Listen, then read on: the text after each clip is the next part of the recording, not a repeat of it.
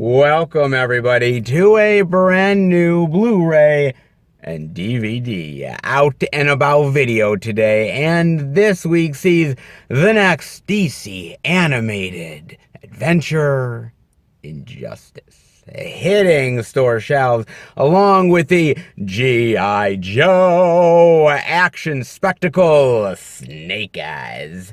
The next M. Night Shyamalan suspense horror mystery experience, Old. You also have the complete first season of Superman and Lois coming out, and let's not forget that Kino Lorber is putting out a 4K edition of the 1991 psychological horror classic, Silence of the Lambs. Plus much more. So let's go see the deals, exclusives, and we are at our first location, Walmart. So let's go in and see what they got. All right, everybody, we are in at Walmart, and can you take a wild guess? Oh, I think you can. Oh my God, yet another week of letdowns for Walmart. Holy shit. This is a huge release week, guys. There's like 4 or 5 major releases that are coming out in 1 week's time, and Walmart has not a single one of them. Holy shit, guys. I mean, to be fair, they do have last week's major release of Free Guy. Yay, but seriously, this was last week. They should have had it out last week, but they are a week behind, just almost like every goddamn week, man. Damn, I mean, they still got a lot of Space Jam love. Jeez, I wonder why. Yeah, this shit ain't selling worth crap, man. Why isn't LeBron selling better than Michael Jordan? Gee, I wonder. I don't, guys. I know the real answer to that one. I don't know, man. I mean, they've got Escape Room, they've got Forever Purge, Fast 9, Cruella, Peter Rabbit, Boss Baby, Justice League love, but none of the new releases. Injustice, Old, The Protege, and so much more. Nothing, not a zippo zilch. Hell, they even have the banner for Snake Eyes. And nothing. Wow. Walmart as usual. Can't quite say I'm surprised. It's happening every single week. But this week, one of the biggest release weeks of later half of the year, and nothing? Damn. Major disappointment vibes. Major indeed. Well, wait until next week. You'll see them all then. Too little, too late. Damn. Alright, guys. I guess that does it for Wally World. Damn shame. Let's head out. Am I surprised that Walmart doesn't have anything? Seriously? Come on, guys. I'm actually more surprised when they do have shit. Let's be real, man. I mean, they were on a great streak of like 3 in a row, and then now they're right back to where they started. Typical Walmart. Once they're getting good, they go back down, damn it. Of course they do. And physical media is getting so good, too. You would think they would have all the good stuff, especially this week, with it being such a big release week with so many titles out there. Why? Oh, God. I ask myself every single week, and yet here I am, always the hopeful optimist for all that physical media love, but sometimes with Walmart, that's easier said than done, ladies and gentlemen. You know that. Well, I guess on to next week. You know how it goes. Indeed. Well, nothing here, but let's hope for physical media love, because it's a big release week. There's a lot to show off. So let's go find it. All right, everybody. We are at our second location, Target. But before I go in, I gotta talk to you guys about something. So, here I was at Target last week, right? And I was almost about to leave, and there was this woman who was looking for Jungle Cruise. And the electronics manager was right there. I was sort of bullshitting with the guy. And he was like, yeah, Jungle Cruise isn't out yet. he knows it's coming out in November, so it's like it'll come out then, and we'll have it. And she's like, "It's not out yet," and she was so shocked by this. And he's like, "No, it's usually about a 3-month window, give or take, and it'll be out in November." Well, it should be out already. I don't know why it isn't out yet. I mean, there's other movies that came out around the same time, and they're already out. And she was just so pissed that Jungle Cruise was not out on physical media yet, man. And I'm like, it's November. It's right around the corner. Just wait a few weeks, lady. Like, what the hell, man?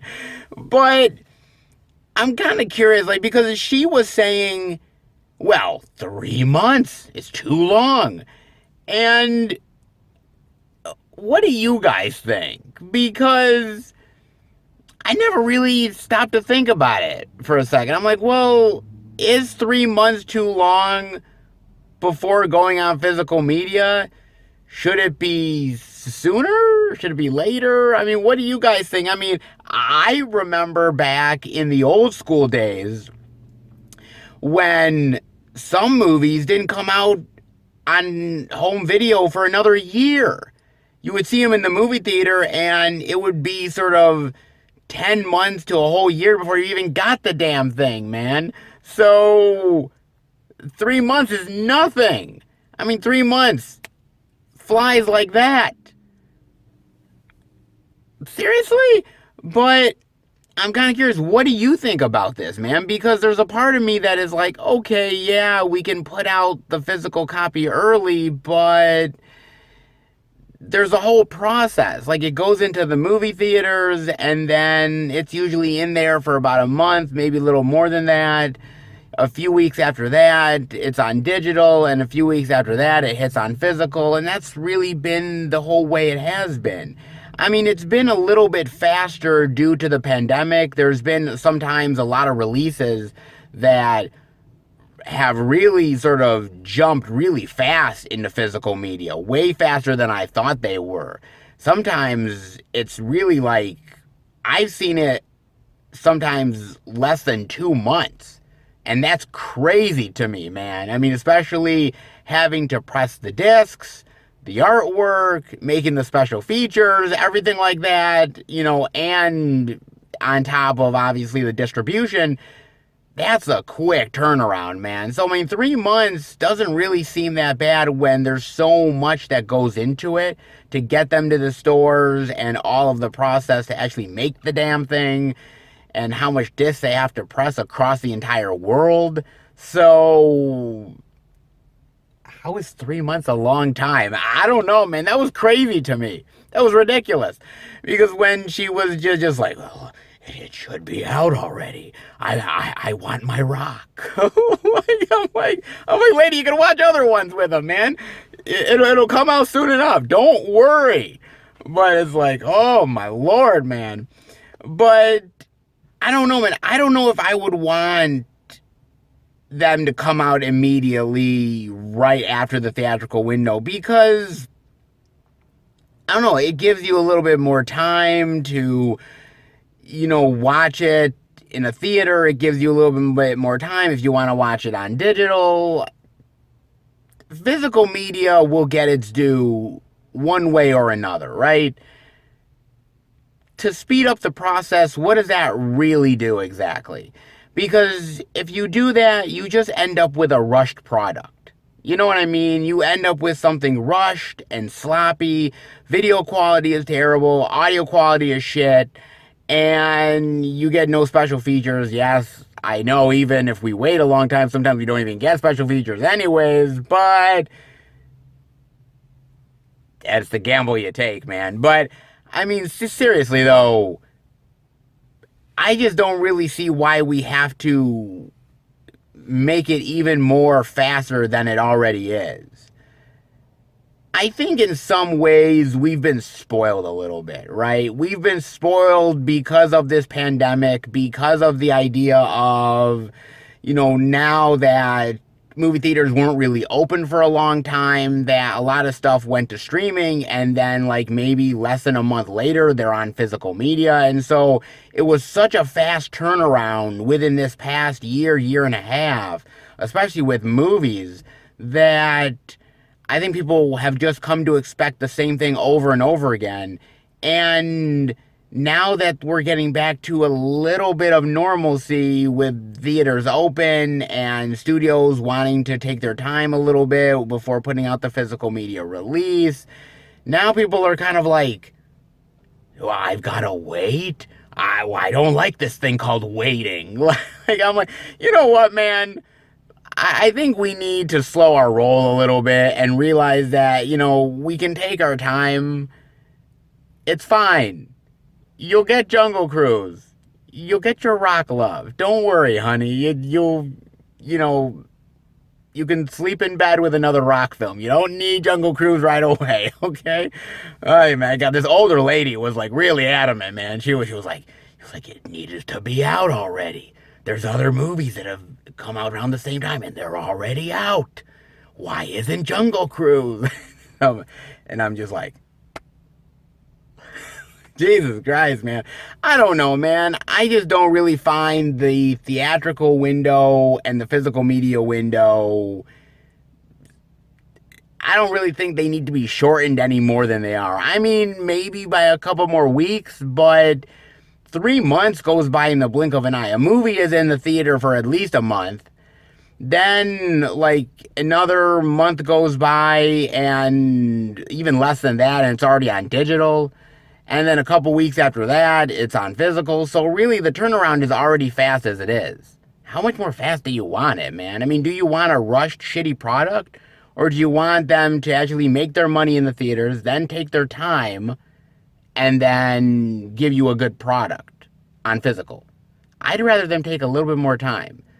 Just saying. I could be wrong, but I'm not going to be like a Karen and, bum rush the electronics manager at Target in order to want to get my rock love on physical.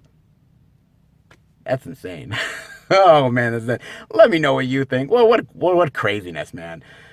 Patience. Patience does pay off. Just saying.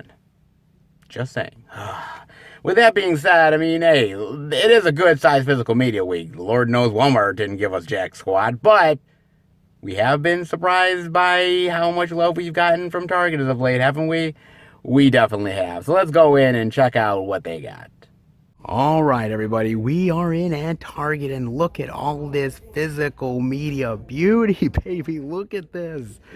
Oh, my God, it's pouring out all over the place, all that physical media love. Damn, why can't Walmart be this good? Target has been killing it all the time, and I've learned that Target is starting to warm my cold, dead heart. Indeed, they do all this physical media bonanza. It definitely tickles my fancy. Let's dive in, shall we? The first title that I'm seeing that is none other than Snake Eyes G.I. Joe Origins. The 4K digital for $27.99, the Blu-ray digital for $22.99, and the DVD for $17.99. Now, the 4K and the Blu-ray actually have the same cover artwork, but the DVD is slightly different, and I'm kind of digging that, man. Very nice indeed. I'm liking all the heads and all the characters jumbled in together. Not bad, kind of cool, man. And you know how I love different artworks. So this one I'm definitely digging, man. Not bad at all, man. Pretty sweet, actually. Snake Eyes, though. I watched this on Amazon Prime. Now, I wanted to watch it in the movie theater. However, I had heard not a lot of great things about it, so I decided, you know what, best to kind of stay away from it.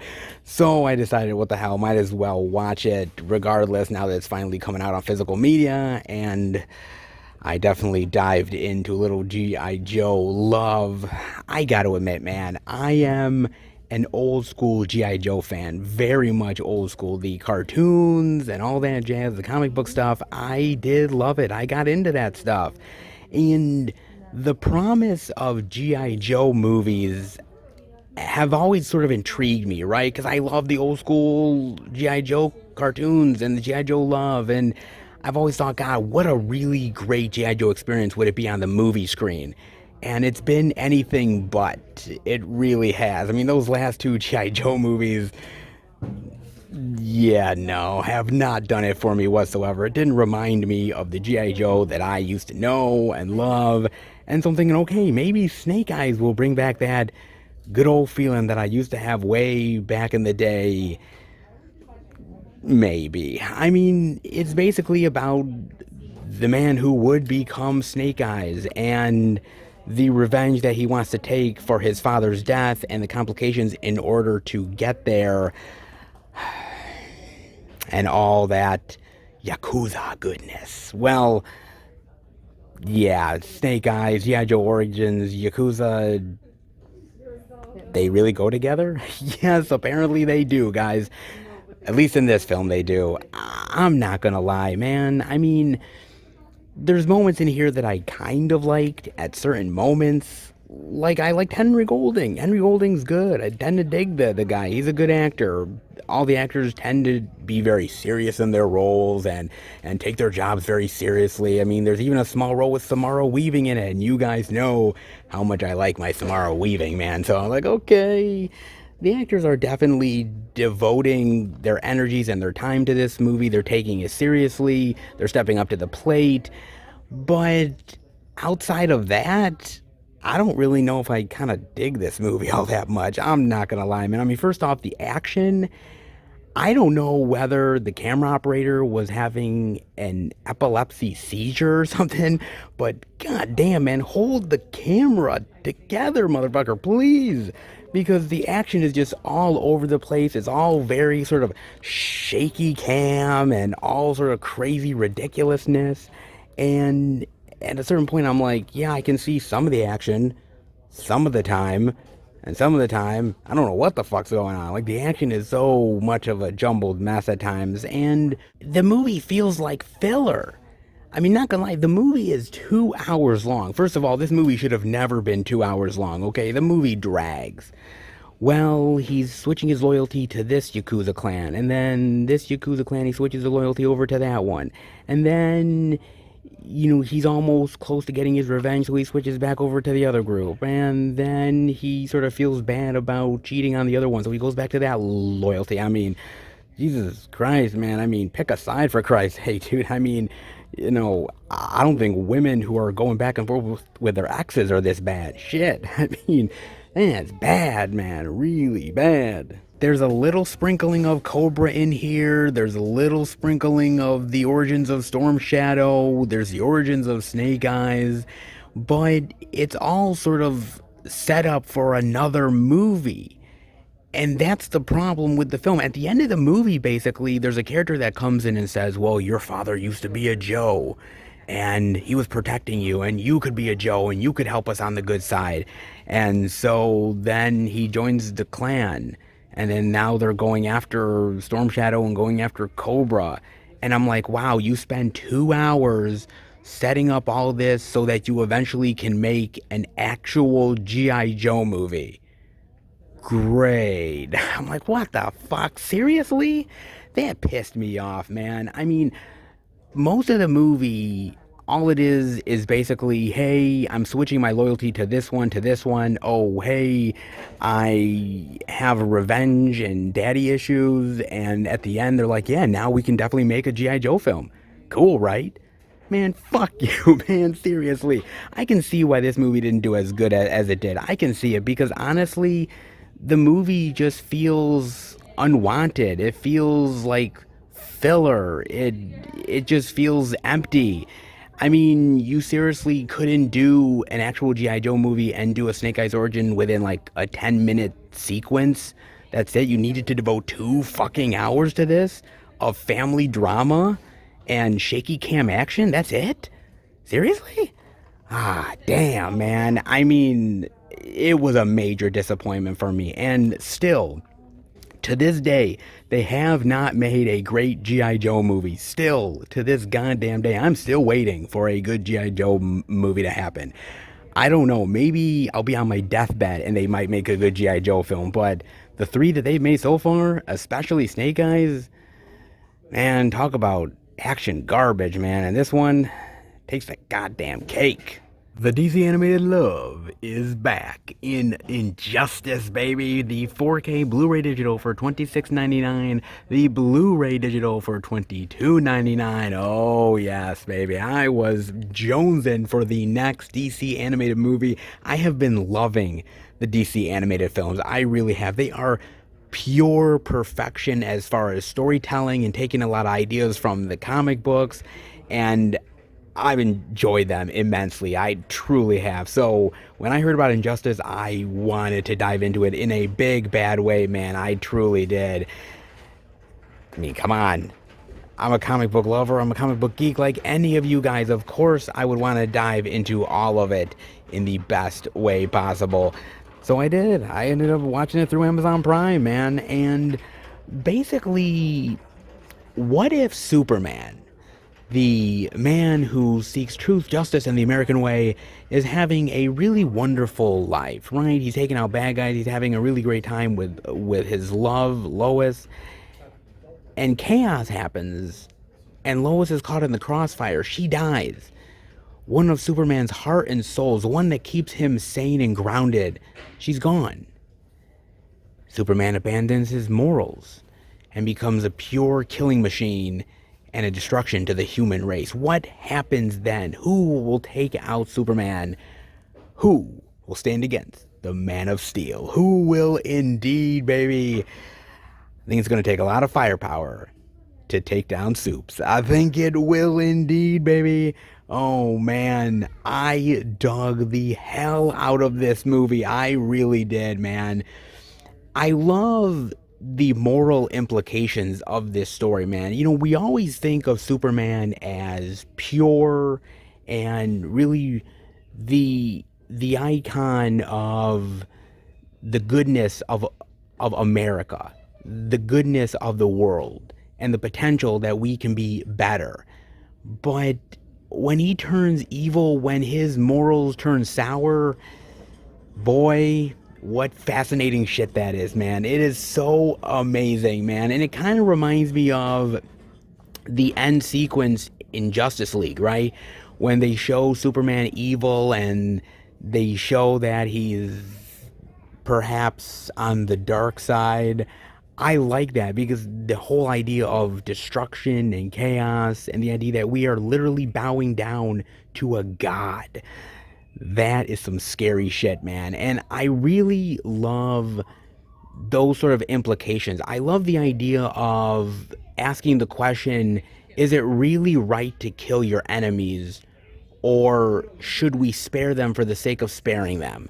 And this movie goes through some very interesting discussions and situations that I really love, because superheroes, good people doing good work and protecting the human race, if you really think about it, guys, they are just a stone throw away from being evil themselves. There's just one single incident or one single dilemma that will turn them bad. And this is a fascinating idea. And I just love the idea of the Justice League being torn apart. The idea of Batman and Superman, who are friends that are now enemies and going against one another. I thought this movie was unrelenting. I thought it was brutal. People are getting killed left and right in this thing. And nobody, and I mean nobody, is spared, man. Good side, bad side, you name it. There are casualties on both ends. And it is some intense shit, man. It really is. I dug the hell out of this movie. Like I said, the animation is really solid here. I mean, not the best animation that DC has ever done, but it's pretty close, man. I'm really liking that. The voice acting was amazing here.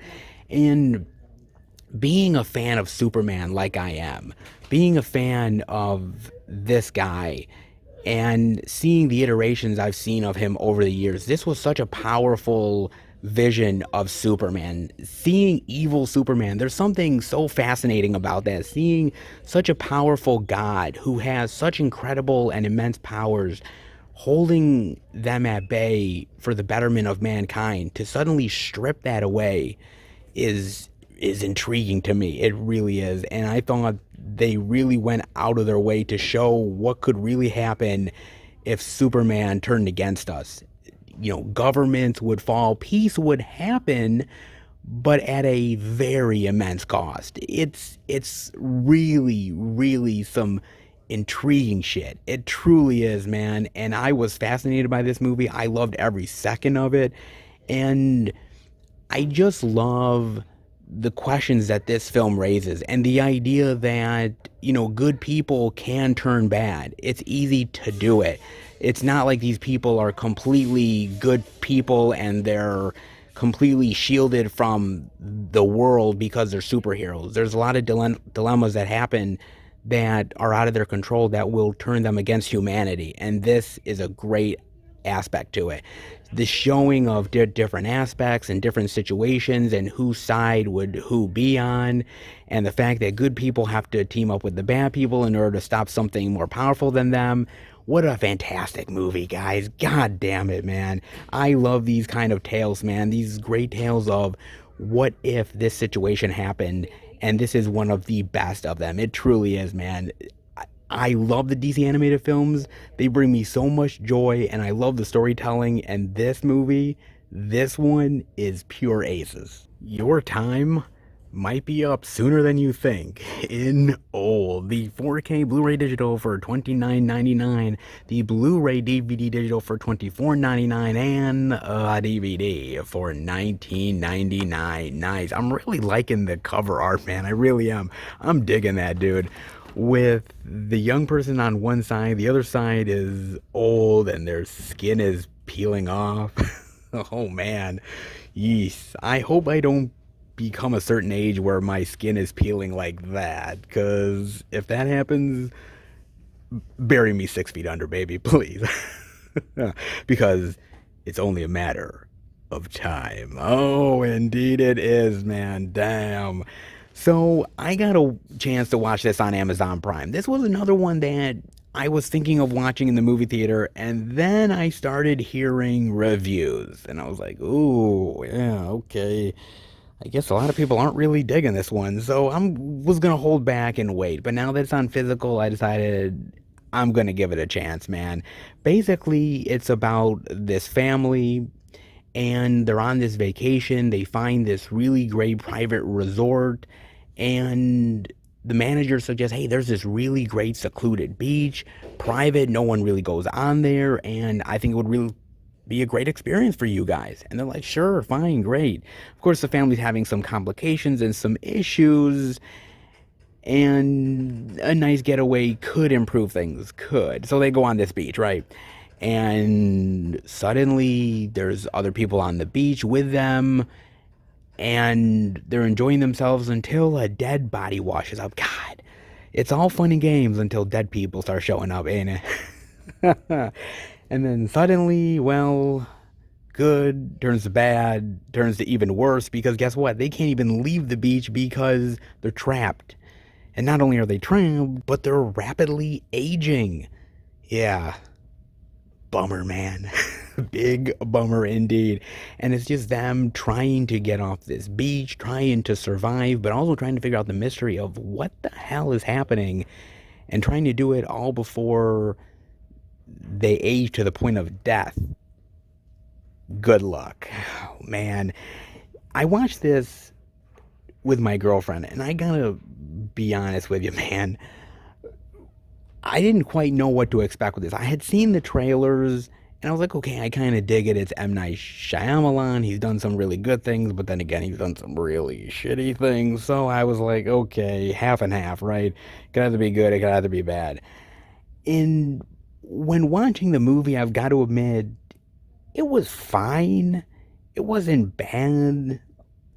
It was kind of a little weird, though, because some of these characters, they're not exactly like the most normal human beings in the world. Like the way they talk to one another, the way they interact, you think to yourself, you're like, geez, man, I've seen more normal people in Pee-wee's Playhouse than in this fucking movie.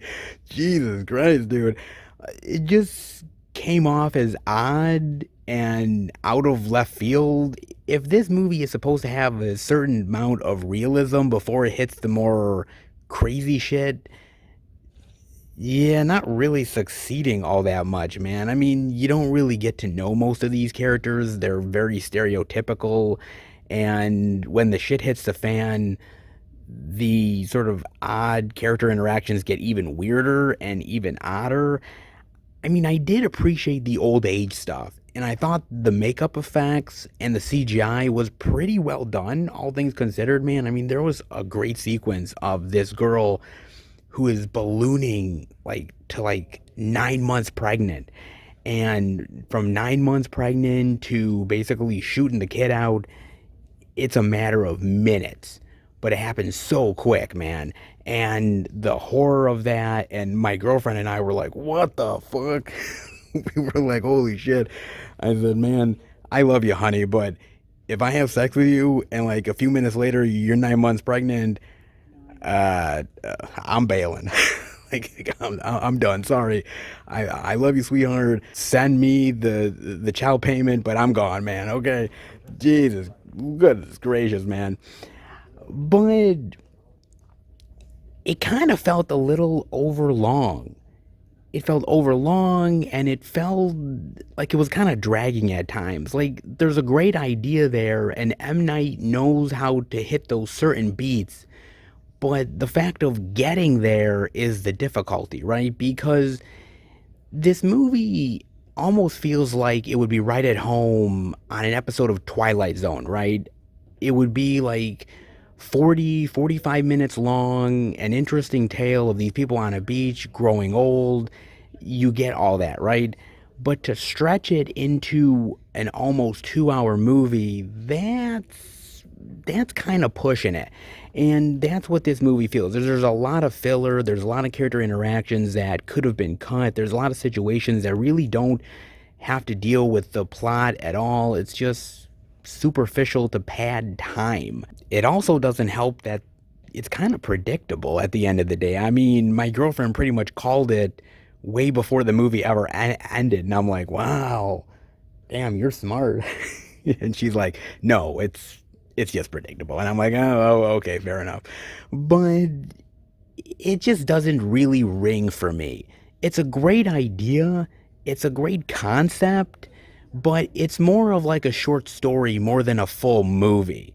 Right? You'd see it on Tales from the Crypt, you'd see it on, an episode of Twilight Zone or Amazing Stories. But as far as a feature length movie, some films work well when you stretch the story out. And other movies feel like when you stretch the story out, they're about to break. And this one is one of those. It really is, guys, where the characters come off as one note.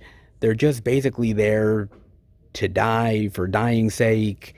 And at the end of the day, you know where everything is headed, you know where everything is going, you know that certain people are going to survive and certain people are going to die, but it all just comes off as kind of mundane.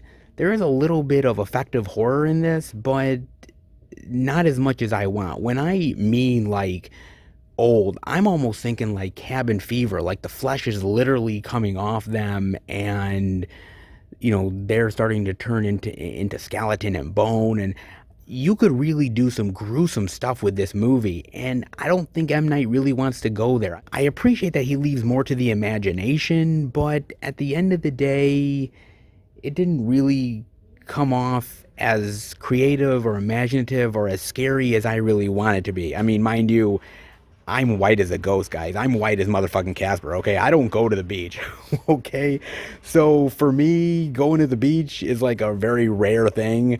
So movies like this don't really scare me. Now, if I was getting old while sitting on my couch watching movies, that'd be fucking scary. But on a beach, nah. I don't even like getting a suntan, for Christ's sake, guys. Do you really think I'd hang out at a beach for hours on end? Yeah, fuck that, man. No. So maybe this will scare people, but honestly, for me, it was just kind of an overlong dud that didn't really need to be a feature length movie. Interesting for a short story, but when it's stretched out, kind of breaks.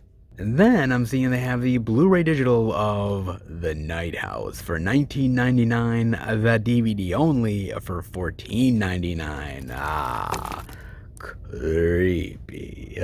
Indeed, man. Now, I got a chance to watch this on Amazon Prime, and I really did not know what to expect with this. I had heard some people out there who had seen it that said it was pretty good, little effective, creepy horror thriller, and I was like, okay, I'm down for that. I do love Rebecca Hall, so I'm like, okay, I'm gonna give this one a chance. I mean, basically, it's about this woman played by Rebecca Hall whose husband dies, basically commits suicide, and she is grieving in a big bad way, obviously, rightfully so. And there's something in her home, some sort of ghostly entity. Is it her dead husband? Is it something else? And it's basically the struggles and dilemmas of figuring out the mystery of what it is, and basically the truth behind what really went on with her husband. Oh, scary. Oh, indeed it is, guys. I got to admit, this movie was a really pleasant surprise. I'm not gonna lie, man. I have seen this movie a time or two, right? It's not like this is actually anything new as far as cinema is concerned. I mean, I've seen it before with movies like Gothica and What Lies Beneath, which is an amazing movie. If you guys have never seen What Lies Beneath, man, that is some really great shit. That is awesome. Michelle Pfeiffer, Harrison Ford, fantastic, man. So I have seen these type of movies a time or two, so it's not like it brings anything completely new to the table, but it is a fascinating exploration into anxiety, depression, loneliness, death, and the understanding of that. And it is immensely satisfying. It truly is. This was a real surprise for me, guys. It truly was, man. There is some great moments of unsettled creepiness and quietness that just kind of pours over you. And when something finally happens, you're so settled in that you're just disturbed by the noise. It's not really a jump scare more than it is just being disturbed by reality. It is so fantastic, man. The performances are amazing here. Rebecca Hall shines in this movie, man, like she shines all the time. She does a really great job here, man. And like I said, I like the quietness, I like the creepiness, I like the scares, and I like the fact that she is a tough as nails chick. She's not a victim in this movie. She's not like this meek little woman that needs help all the time. She is somebody who is a very strong-willed woman that really wants to find out the truth about her husband and the mysteries that he was keeping from her. And I really like that. She's not trying to be a victim. She's trying to find out the truth. And finding out the truth is harder than you might think. And what she has to go through is crazy. Is it all in her head? Is it real? I don't know if the movie entirely answers that, and I don't know if I wanted the movie to answer that, because I like it to be a little bit more of a mystery and more of guesswork by the audience. I mean, I love this movie so much, man, because yes, you can look at the ghostly entity towards the end of the film. You can look at it in many ways. You can look at it as death. You can look at it in the idea of depression. There's so many ideas what it could be and what it potentially is, but no answer is necessarily the wrong answer. And I really do like that, man. And the idea that this woman has suicidal thoughts, the idea that this woman is not exactly a stable human being and having to go through this trauma is really immense and chaotic, and I loved it. It was almost like a psychological, mind-bending thriller within a ghost story. So amazing, so fantastic. I really loved it, and it was perfect. It was like an hour and 40-ish, 50 minutes, somewhere like that. It was the perfect length. It breezed by. I was never bored for a single second. I was always on the edge of my seat, and I was intrigued the whole way through, man. It kept my attention 100%, man. I really dug this film in a big, bad way, man. I really, truly did, man. And something else I want to say, I kind of had to appreciate this movie because it was filmed near me. Yeah, it kind of was, guys. So she goes to this bookstore, right? And this bookstore is in around my area called Books and Melodies. And honestly, I've been wanting to film in there for you guys. It's this bookstore, but it has a lot of great out of print DVDs that they have, and I've been wanting to film in there for like the longest time. And when they showed it off, I'm like, wait a minute. It says that they filmed in and around New York. Did they film there? And they did. So if you guys ever want to see maybe where a future video might be of me checking out, out of print DVDs and such, it's in this movie, man.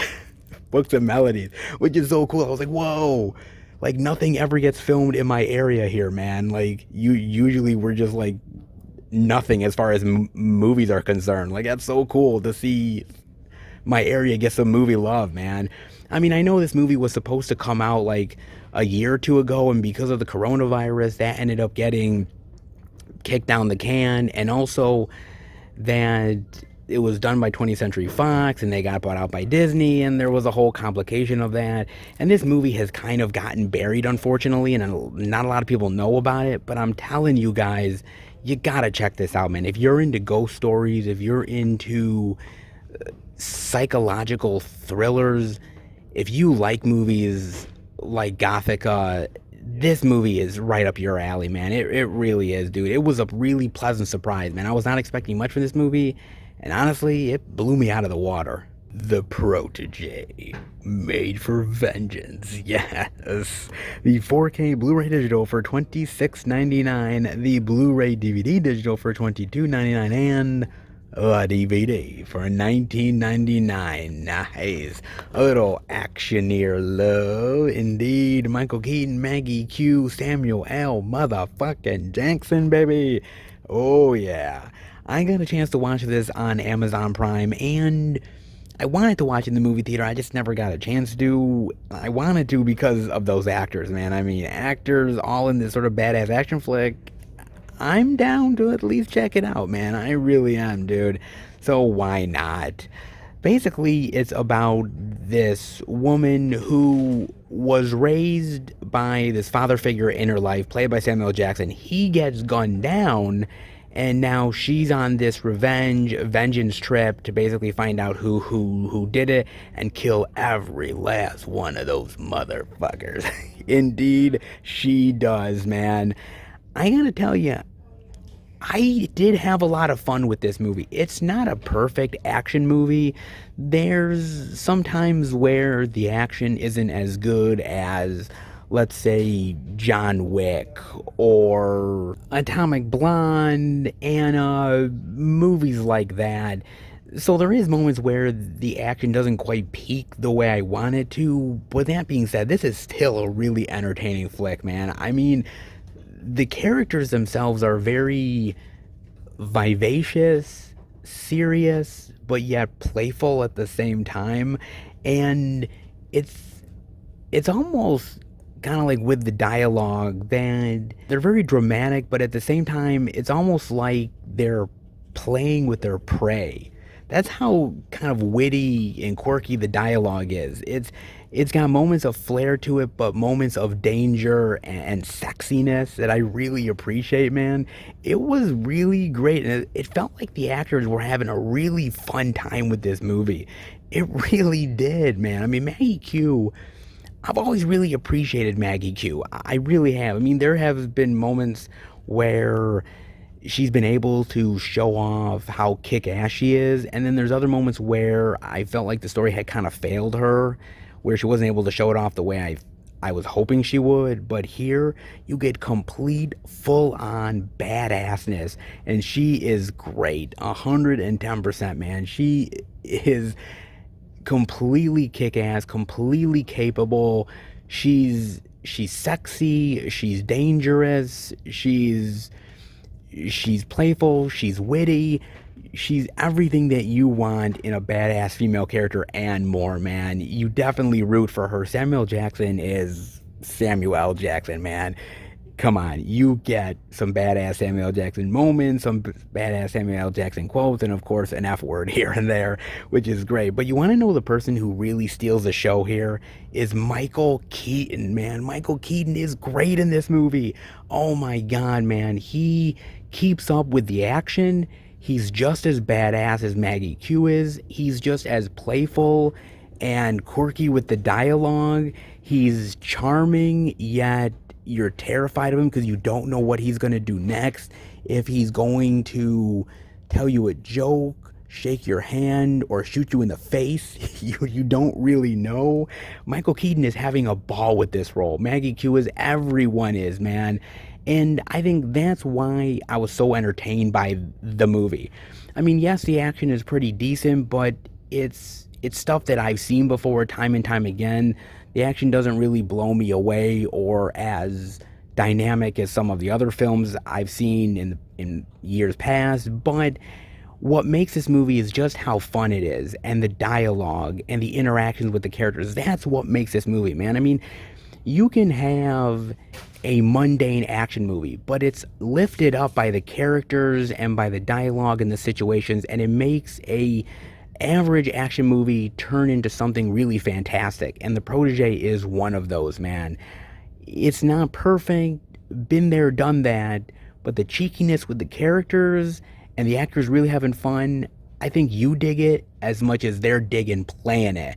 And I definitely appreciate that, man. This one, I would say, is a pretty decent action movie to check out. If you've seen all the other ones, give this one a look. Not perfect, but it does the trick. And then I'm seeing they have the Blu-ray of Joe Bell for $14.99. Oh, a little Mark Wahlberg goodness? Indeed, I think so. Based on a true story. Joe Bell, man.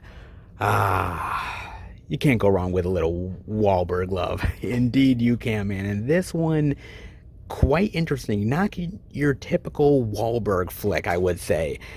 I got a chance to watch it on Amazon Prime, and basically what it's about is Joe Bell, played by Wahlberg. He's basically walking all the way to New York City. He's basically walking for awareness of what happened to his child.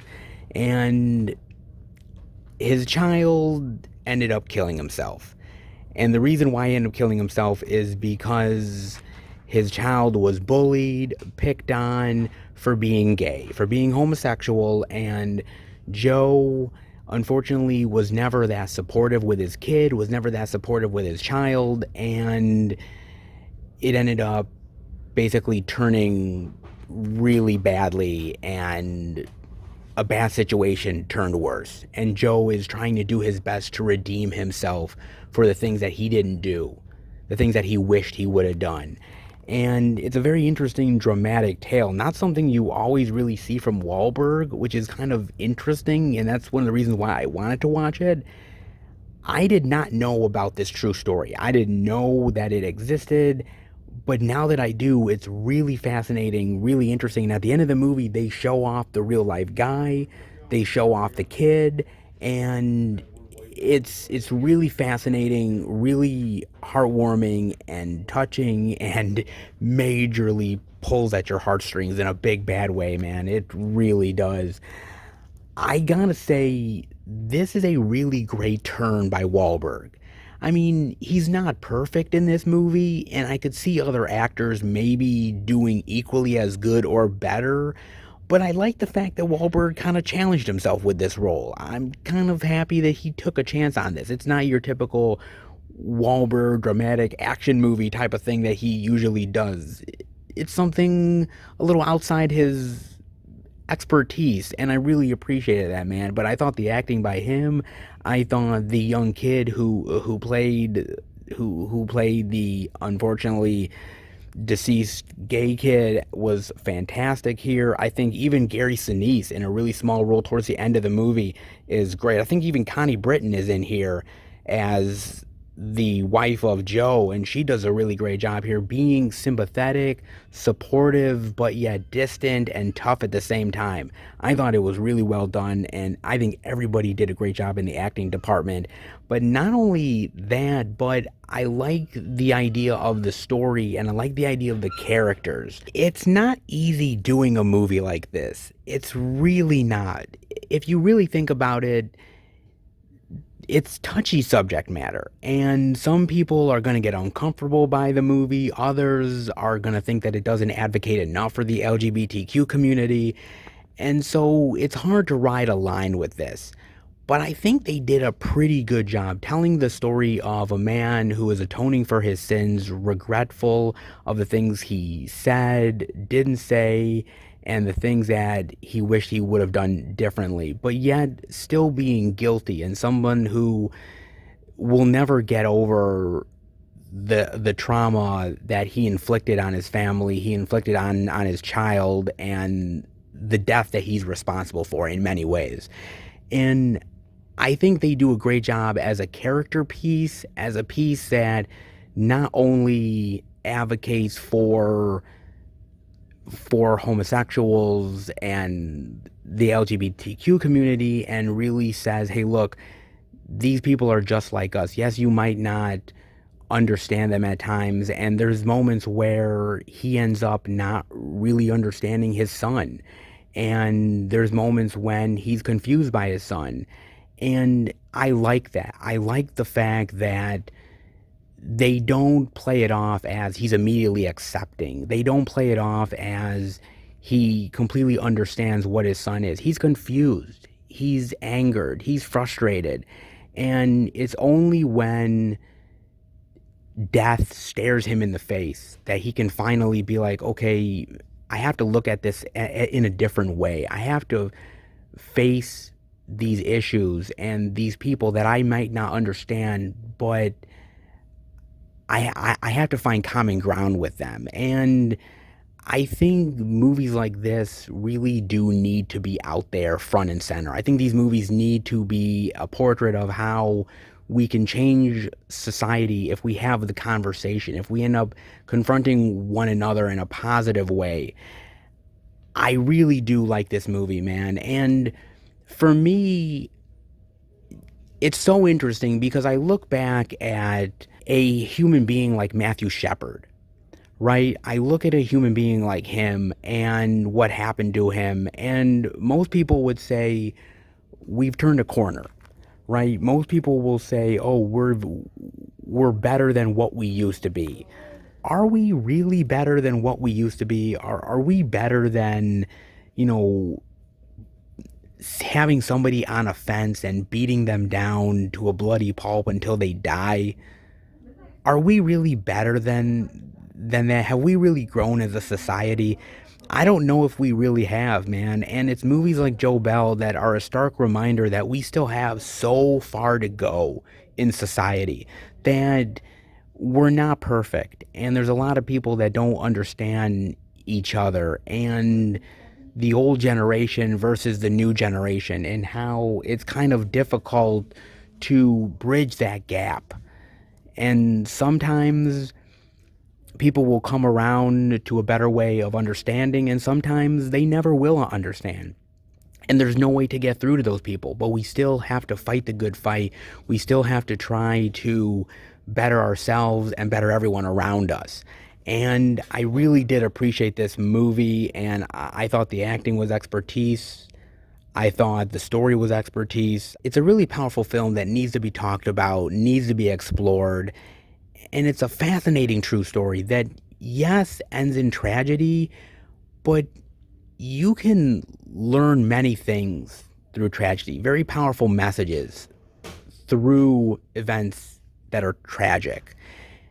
Even though it's completely avoidable, and even though we should know better, unfortunately, tragedy really gets us to open our eyes to things that we wouldn't have normally done before. And it gets us to confront issues and dilemmas that, had it not been that way, we wouldn't have confronted them regardless. So To me, movies like this need to be told, they need to be experienced.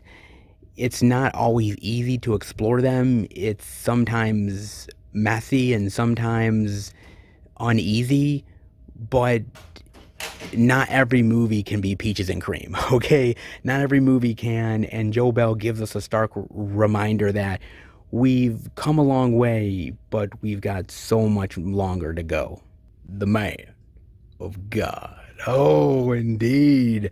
Ted Bundy revealed the truth to one man, and that's Frodo. Jeez, we only wish. Oh man, the DVD for $12.99. Nice. Based on a true story. Oh man, Ted Bundy, you don't say, huh? In 1980, Ted Bundy was sentenced to death by electrocution. In the years that followed, he agreed to disclose the details of his crimes to only one man. Indeed.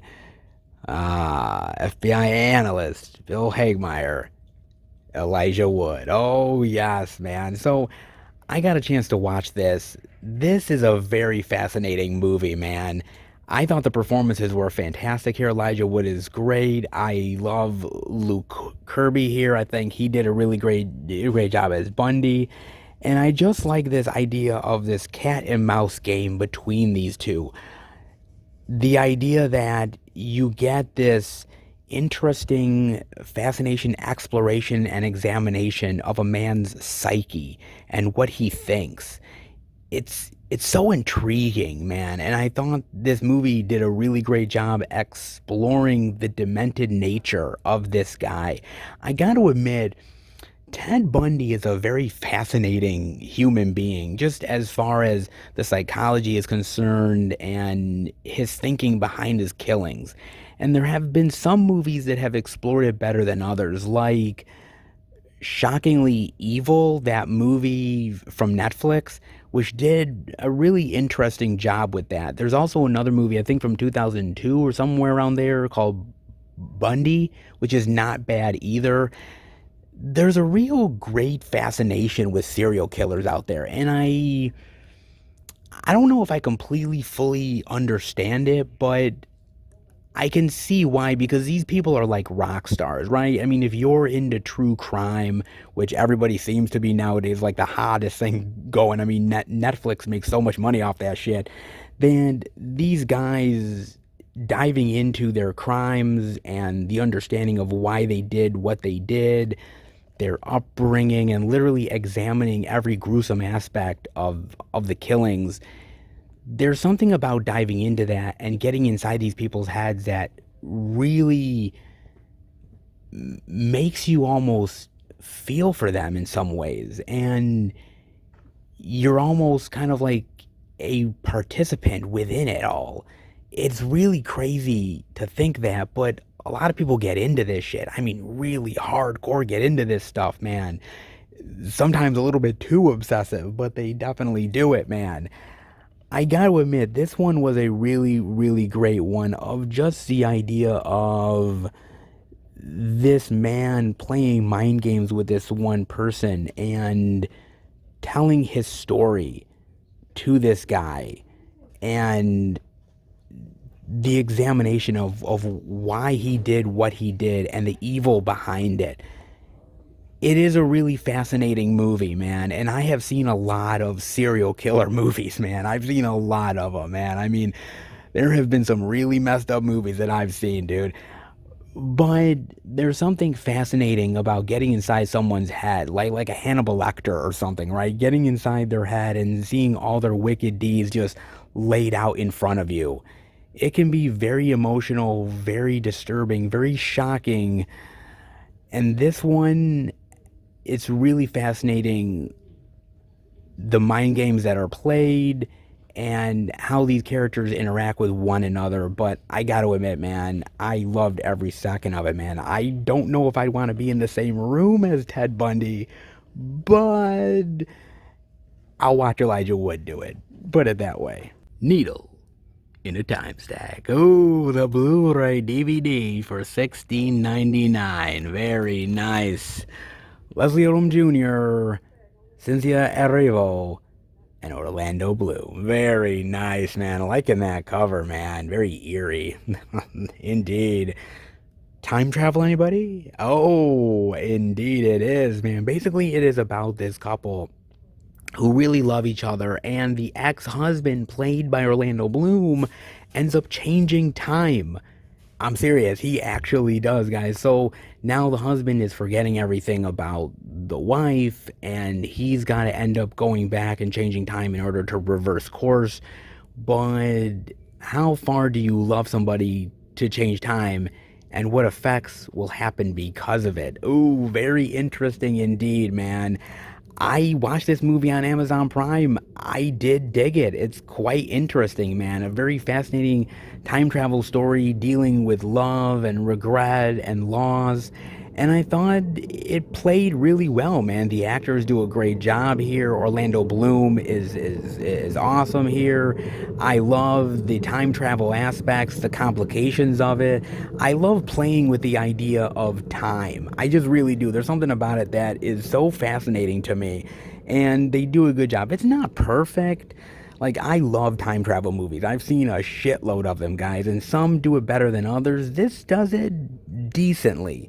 Not great, but I like the situations surrounding it, and I like the idea of changing time and somebody forgetting it because technically if you've never met the person, you'd never remember who they were. And I just like the idea of his memory slowly fading away and how he has to change that.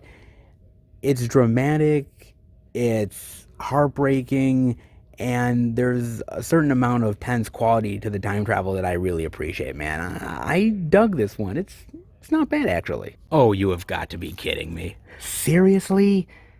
Build-A-Bear? What the fuck? Honey Girls? The DVD for $13.99? What the fuck? Ashanti? Finding their voice meant finding each other. Okay. Build-A-Bear? Seriously? The hell? Build-A-Bear represents the Honey Girls. When three young musicians are chosen to participate in a competition to discover the next great solo artist, they quickly discover that they are better together, forming a secret band called the Honey Girls. They write, perform a song in disguise, which ends up becoming an immediate viral mega hit. But to avoid elimination, they must keep their band a secret from their host, global superstar Fancy G, who's only interested in a solo act. These three competitors will need to ultimately decide what is more important, winning a talent show or winning a lasting friendship. Oh, indeed. Oh, yada, frickin' yada. Oh my god. Seriously? I don't know, man. I have seen a lot of these sort of music competition movies. I've seen them many, many frickin' times. I've seen the reality shows way too many times. American Idol, anybody? God, man, that shit's like been played out for years, dude. I mean, seriously. I don't know. Obviously, the friendship's gonna win in the end, right? It's a kid's movie, man. It's not about the money. It's about the friendship. Yeah, right. Seriously? Man, I'll take the money and fucking run, man. And fuck friendship. Jesus Christ. I don't know. This is one of those garbage movies that is just a shelf space waster here at Target. I mean, seriously, Build-A-Bear is literally making movies now? There are that much of an industry that they are starting to get into movie making? I mean, I never thought that stuffing bears that would actually be that profitable that they start making movies. I don't know, guys. I mean, next time you go into a Build-A-Bear shop with your kids, just remember that you're financing Honey Girls.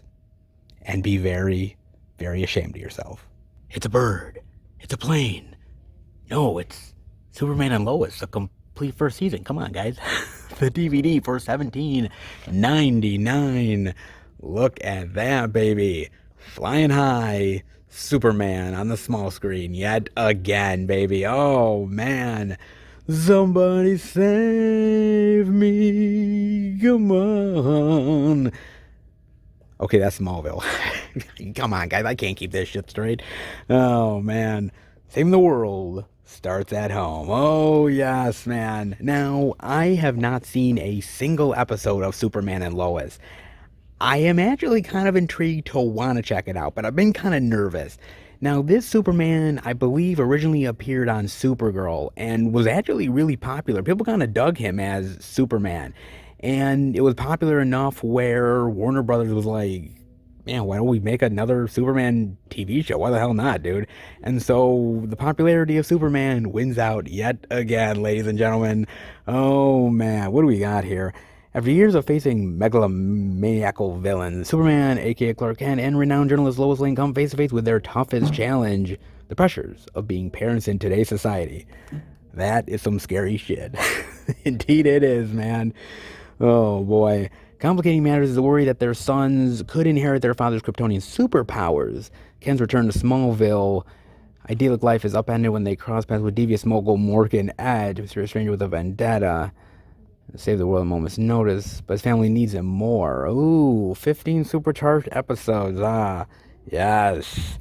Ah, Superman and Lois, man. I do really love Superman. I've said it God knows how many times during the out and abouts how much I really dig Superman, and I really do. He was the comic book character that I was collecting when I was younger. He was the one that I was into the most, and rightfully so, man. I love this character and all the different iterations of him. Yes, not every iteration is perfect, but I appreciate every iteration to one degree or another, man. As far as Superman TV shows are concerned, there has been quite a few over the years. Quite a few indeed, man. There was The Adventures of Superman from 1952 with the ever-reliable George Reeves. Oh my god, talk about iconic as far as Superman is concerned. There was The Adventures of Lois and Clark with Dean Cain. However, I think a lot of guys watch that for Terry Hatcher. Anybody? Oh my god, Terry Hatcher was so impossibly hot in that TV show, man, as Lois. She was amazing, man. I mean, that was great. Of course, Smallville was around for a really, really long time, man. But there was also Superboy. Do you remember Superboy from 1988? I think it was. 1988 old school Superboy TV show. Not many people remember that TV show, but they should. It's so good. I think it lasted for like 2 or 3 seasons. Not nearly enough, man. I really dug that show, dude. It deserves so much more love than it gets, man. That's really good. I mean, there's been a lot of iterations of Superman over the years, movies, TV shows. I really do appreciate it. Don't always love it. I mean, one of my favorite Supermans is, of course, Christopher Reeves. Of course, it has to be. But I do dig Dean Cain as Superman. Of course, George Reeves I gotta put in there as well, man. Henry Cavill isn't bad either. He's pretty good. I've heard really good things about this guy as Superman. I've heard really good things about the story. The episodes, people are really digging the characters and the villains and the story. I might have to give this one a look. I am a big Superman fan. I really am. And yeah, I've kind of been disappointed in Superman stories in recent years. Man of Steel didn't exactly light my fire, folks. Okay, it really didn't. But I'm always willing to give my man Supes another chance over and over again. Is this worth it? I think it's on the CW or something. I'm almost sure it is. But I haven't really dived too much into Supergirl. Do I need to in order to dive into this? Or is this more of a standalone thing? And is it worth it? As an old school Superman fan, and I definitely consider myself that, is it worth it to dive into this Superman love? Or stay very, very far away from the Man of Steel? Definitely let me know, guys. It looks intriguing. I've been burned before. But then there's other Supermans that definitely exceeded my expectations. Where will this land? You definitely gotta let me know, man. Indeed you do. But my god, man, talk about all of the love this week for physical media. Holy shit. It's coming out of the woodwork, baby, in the most best of ways. Damn, Target did good this week. They truly did. Let's head out. Damn, Target got it going on this week. Holy shit, do they, man. Wow, Target is on one hell of a winning streak. You guys have got to admit that. Seriously, man. Like a couple years ago, we were talking about Target as like a huge, gigantic joke, right? Oh, they never have any physical media, and oh man, they're a waste of time, yada yada yada. Boy, have they turned this around in a big bad way. I can't say that it's going to be like this forever, because most likely the good times have to end at some point, but every single week we keep getting all of that physical media love. Maybe not all of the love for the week, but damn, sometimes we get close. We sometimes do. And this week is one of those weeks where it's damn good, man. Oh, I told you that there was a lot of physical media love that came out this week, and Target done proved it. Oh, indeed it did, man. Still waiting for a Walmart to catch up, but that may take a while. Oh, it just might, guys. But in the meantime, Target is definitely supplying all the love, and who'd have thought that one, guys? This is why I don't have a crystal ball. My predictions are all fucked up.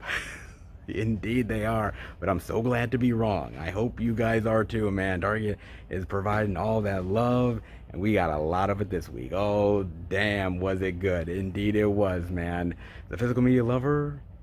Oh, I'm one happy boy. Oh, indeed I am. Hope you guys are too. But let's hope to find more physical media love just down the road.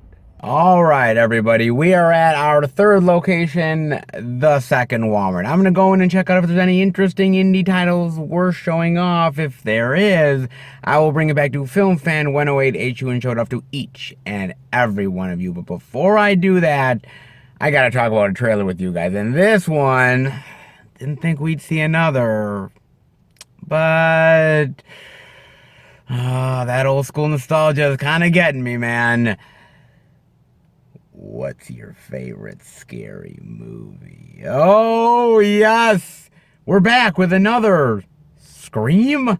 Yes, we are, man. Crazy enough. Next year, January, I believe, 2022. Get ready, because your slasher nostalgia is coming back in a big bad way, man. Oh, indeed it is. And I gotta admit, okay, I gotta be honest with you guys, because after Scream 3, and I like Scream 3. I know a lot of people hate on Scream 3. I happen to enjoy it.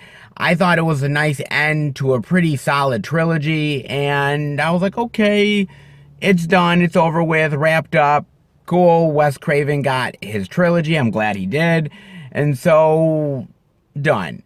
Then, years later, don't you know it, man? Money talks, bullshit walks, and we got Scream 4. And going back to the well, I was not entirely, like, positive about it. I was like, really? We ended this thing? Why do we gotta go back to it? And I actually kind of have to admit, I do like Scream 4.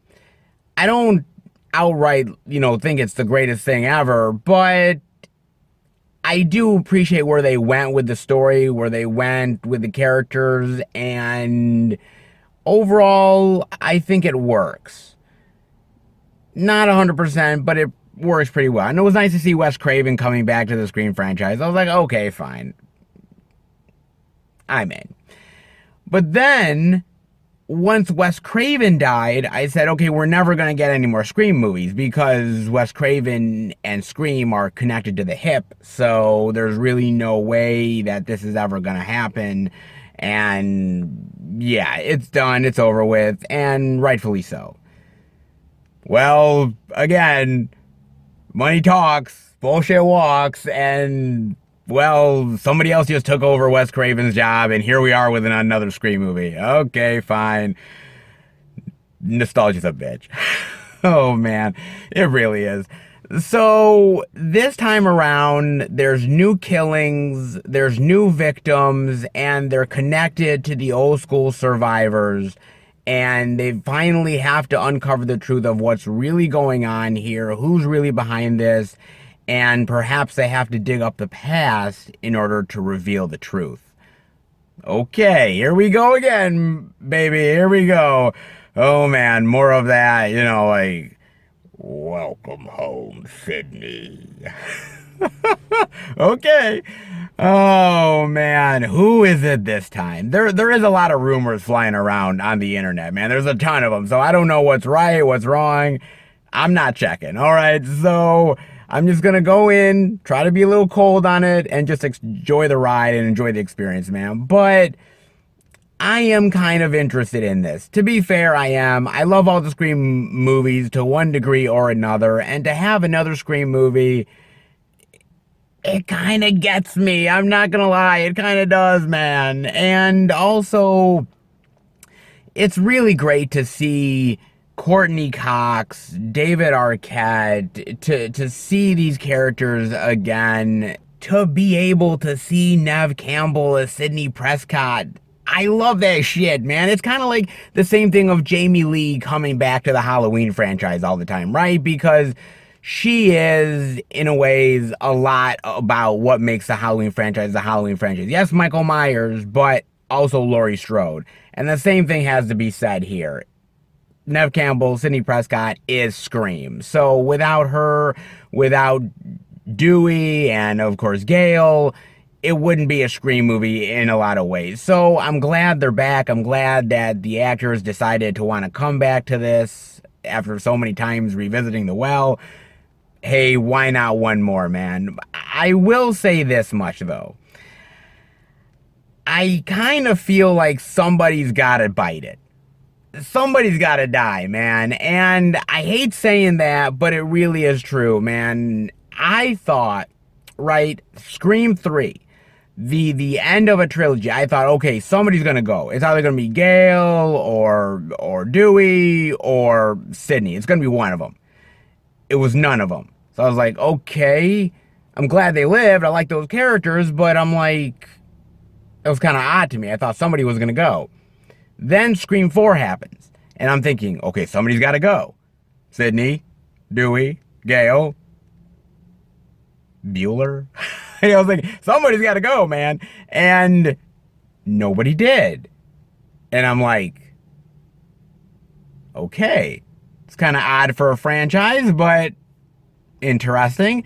So now we're at Scream 5, and I'm thinking to myself, somebody's got to go. Gale, Sidney, Dewey, somebody, I don't know who, man, but somebody's got to go. I kind of feel that way, and I was talking to some of my friends, and we all feel the same way. We're like, look, we're in Scream 5 now, and you need to establish in Scream 5, if you're going to continue this, right, if this makes a lot of money, if people really love it, we might get a Scream 6, we might get a Scream 7, and you have to establish that not everyone's going to be safe here. Even established characters, even long-time standing characters are potentially able to go. That is not easy to do because at this point, those characters are so ingrained into the story, and to let one of them go would be a huge thing, right? Because if you want to go forward with the franchise, you want to continue to have those characters, but you also have to establish the fact that, you know, we're not fucking around here. Like, this is a new killer. This killer is not going to preserve the legacy. They're going to go after these people.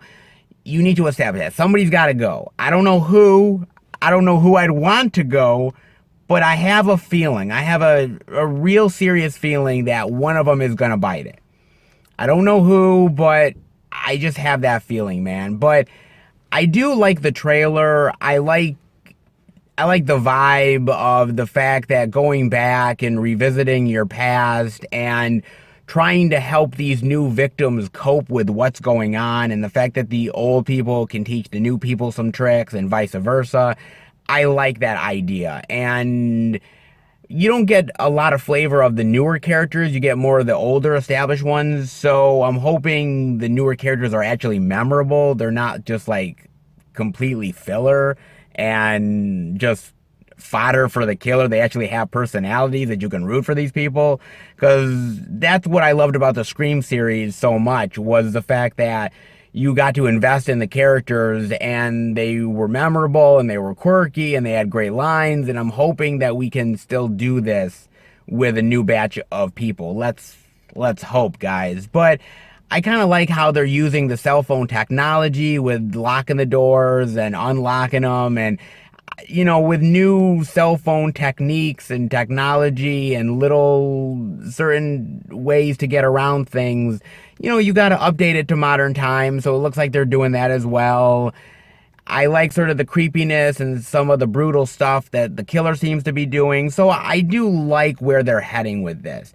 And I also got to mention that the directors that are directing Scream 5, they also happen to direct another movie that I really, really dig, man. They directed Ready or Not, and I love Ready or Not, man. I think Ready or Not is fucking awesome, man. And so when I heard that they were doing Scream 5, I'm like, okay, I would rather not have a Scream movie without Wes Craven.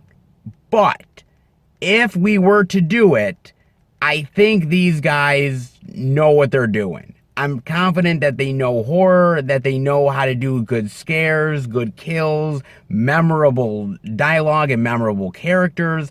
So I'm willing to go with it, man. I'm willing to. I don't know how far, but I'm willing. It's just so tough, man, because on one hand, it's cool to see a new entry in the Scream franchise. It's cool to see it. It's cool that they're bringing it back. But on the other hand, I'm like, why can't we create newer stuff? Why can't we create newer horror characters and new horror series that can be just as iconic as your Friday the 13th or Screams, Halloween, you name it? Why can't we do that, man? And I just think the problem is that there's always money on the line. These are established franchises, and if we could squeeze it out of every, blood out of that stone, man, then we're gonna do it. And that's what they're doing, man. I mean, a part of me, like I said, has high hopes for this with the directors and bringing back the original cast. There's something about that I love seeing every single time, and it's awesome. At least for me, man, it really is. But at the other point, I'm like, well, Scream 5, really? So if they could do something clever with this, then I'm going to really appreciate it. If they go down the rabbit hole of same old, then I'm just going to be like, really, man? Like, I could watch the other movies for that. So it's tough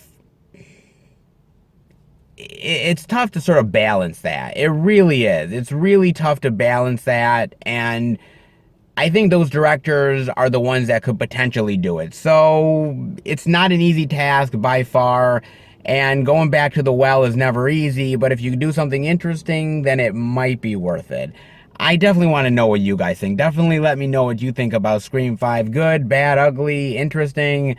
Definitely give me your take. In the meantime, well, there could be some good physical media out there as far as the second Walmart is concerned. How about we go in and check it out?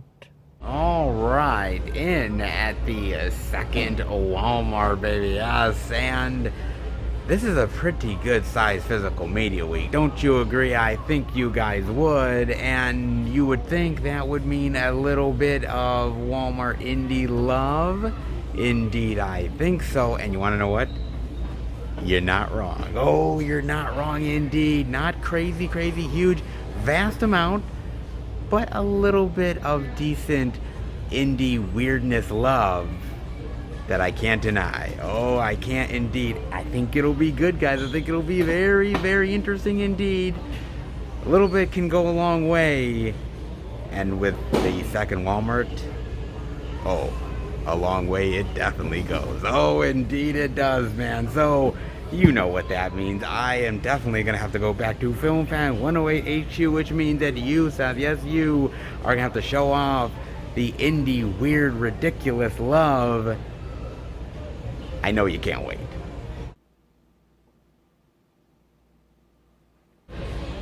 Hey, where are you?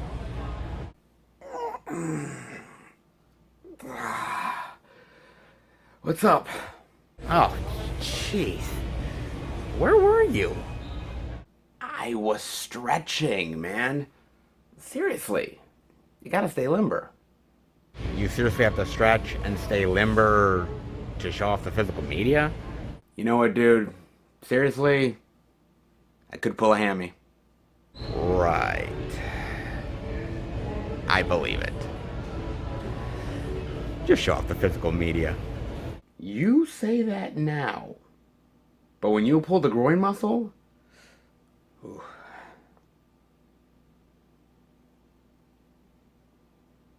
Famous last words. Famous last words indeed, guys, because I'm not going to lie, okay? I'm not in my early 30s anymore. Do you realize that next year I turn 40? 40 frickin' years old. And dealing with a physical media collection like this, yeah, not going to lie, I need to start stretching a little more than I usually do. I mean, my girlfriend is thinking about getting me into yoga. I'll stretch, but I'm willing to only go so far. I am, guys. Not gonna lie, I'll do a little bit here, a little bit there, but I don't think I'm at the point of yoga. Not yet. I'm still resisting. I'm still resisting indeed. How long? Who knows? I may be resisting yoga, but come on. I cannot resist all that physical media love, baby. And this week has been kind of interesting. Okay, so Walmart had diddly squat, but then again, what's new? Seriously, but Target, oh my god, Target had so much really great, wonderful physical media to show off. Bonanza!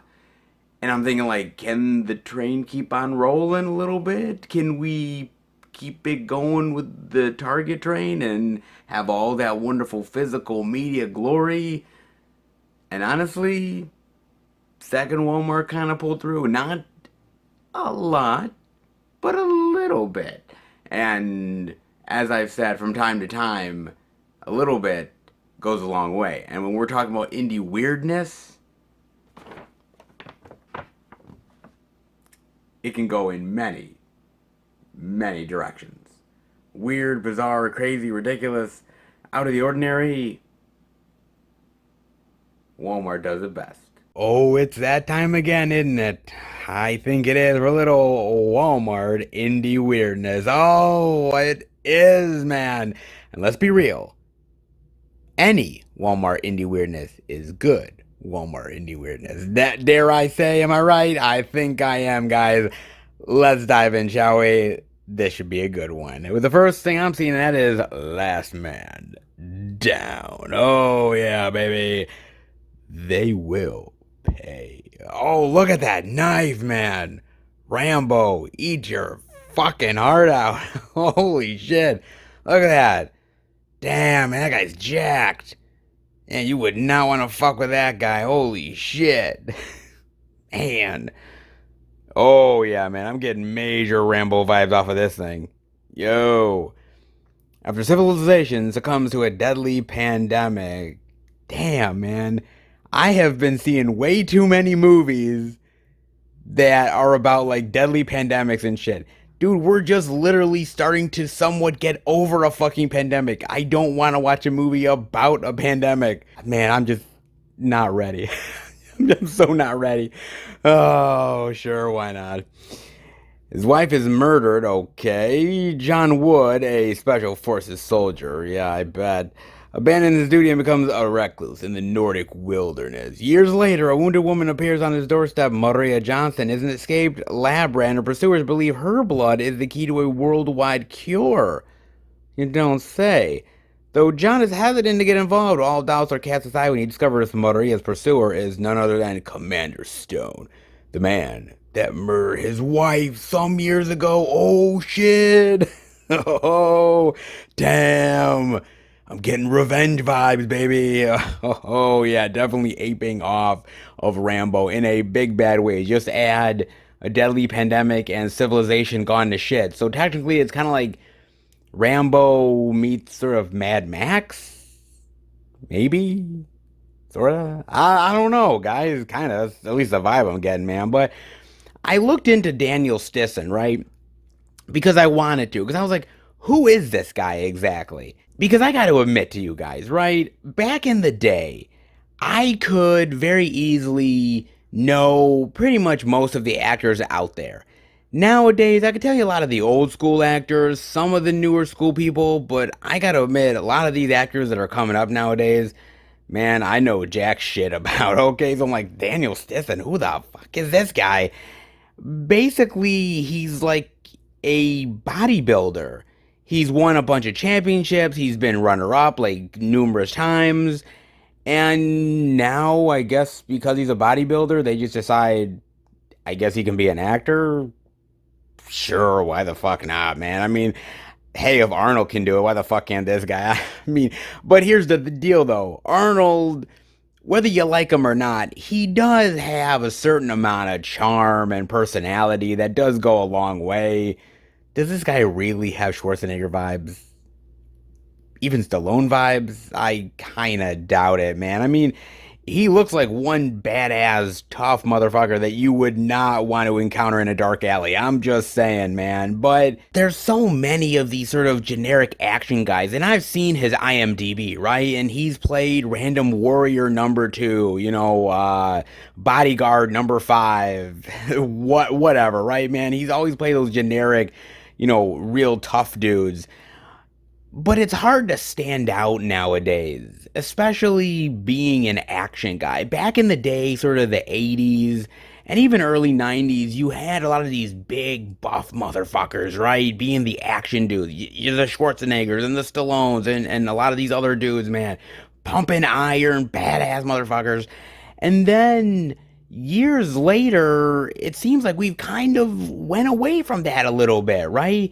I mean, you've had Matt Damon as an action hero. He's not exactly the most buff dude in the entire world.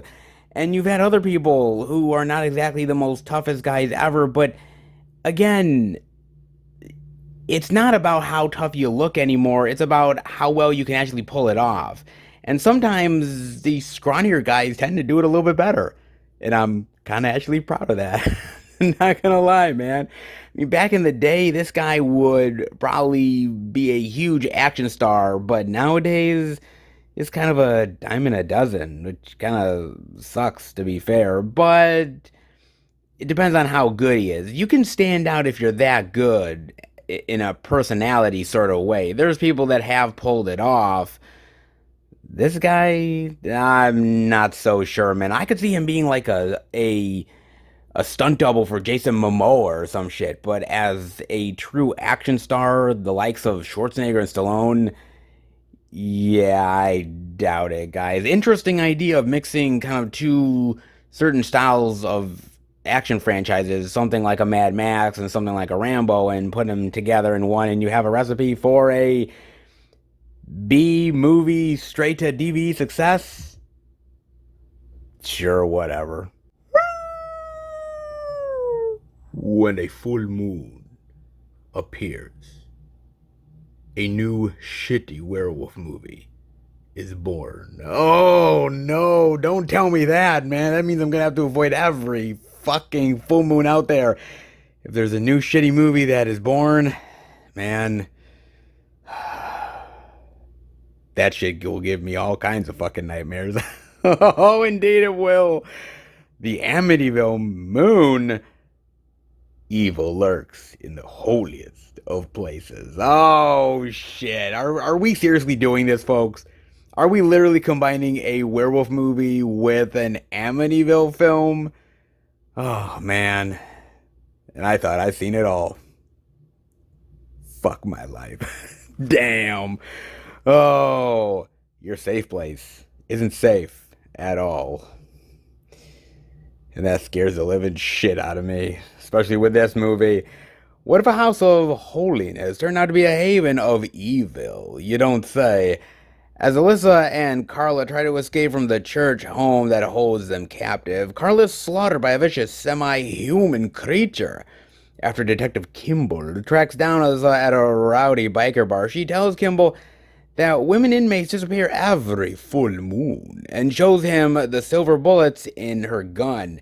Now the two must return to the halfway house to confront the priests and nuns and the snarling savage evil that dwell within. No, yes, because you have to have a house of evil, right? Amityville. And then in that house of evil, you have to have some sort of dwelling creature, like a werewolf? Sure, why not? Usually it's a demonic entity or some ghost that's trying to take over a human body, but fuck it, we'll just make it a werewolf.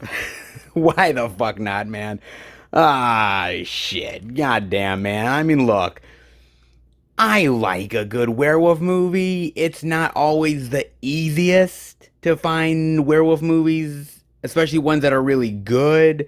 Like, there are some really great ones out there, right? Some really, really amazing ones. Like American Werewolf in London. Seriously, it is one of the best werewolf movies of all time.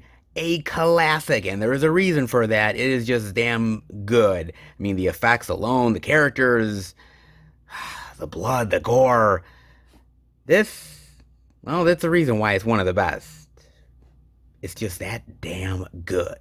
Let's not forget Bad Moon. I mean, this is a pretty damn good one, man.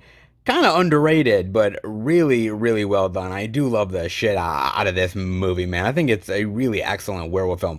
Love the hell out of that.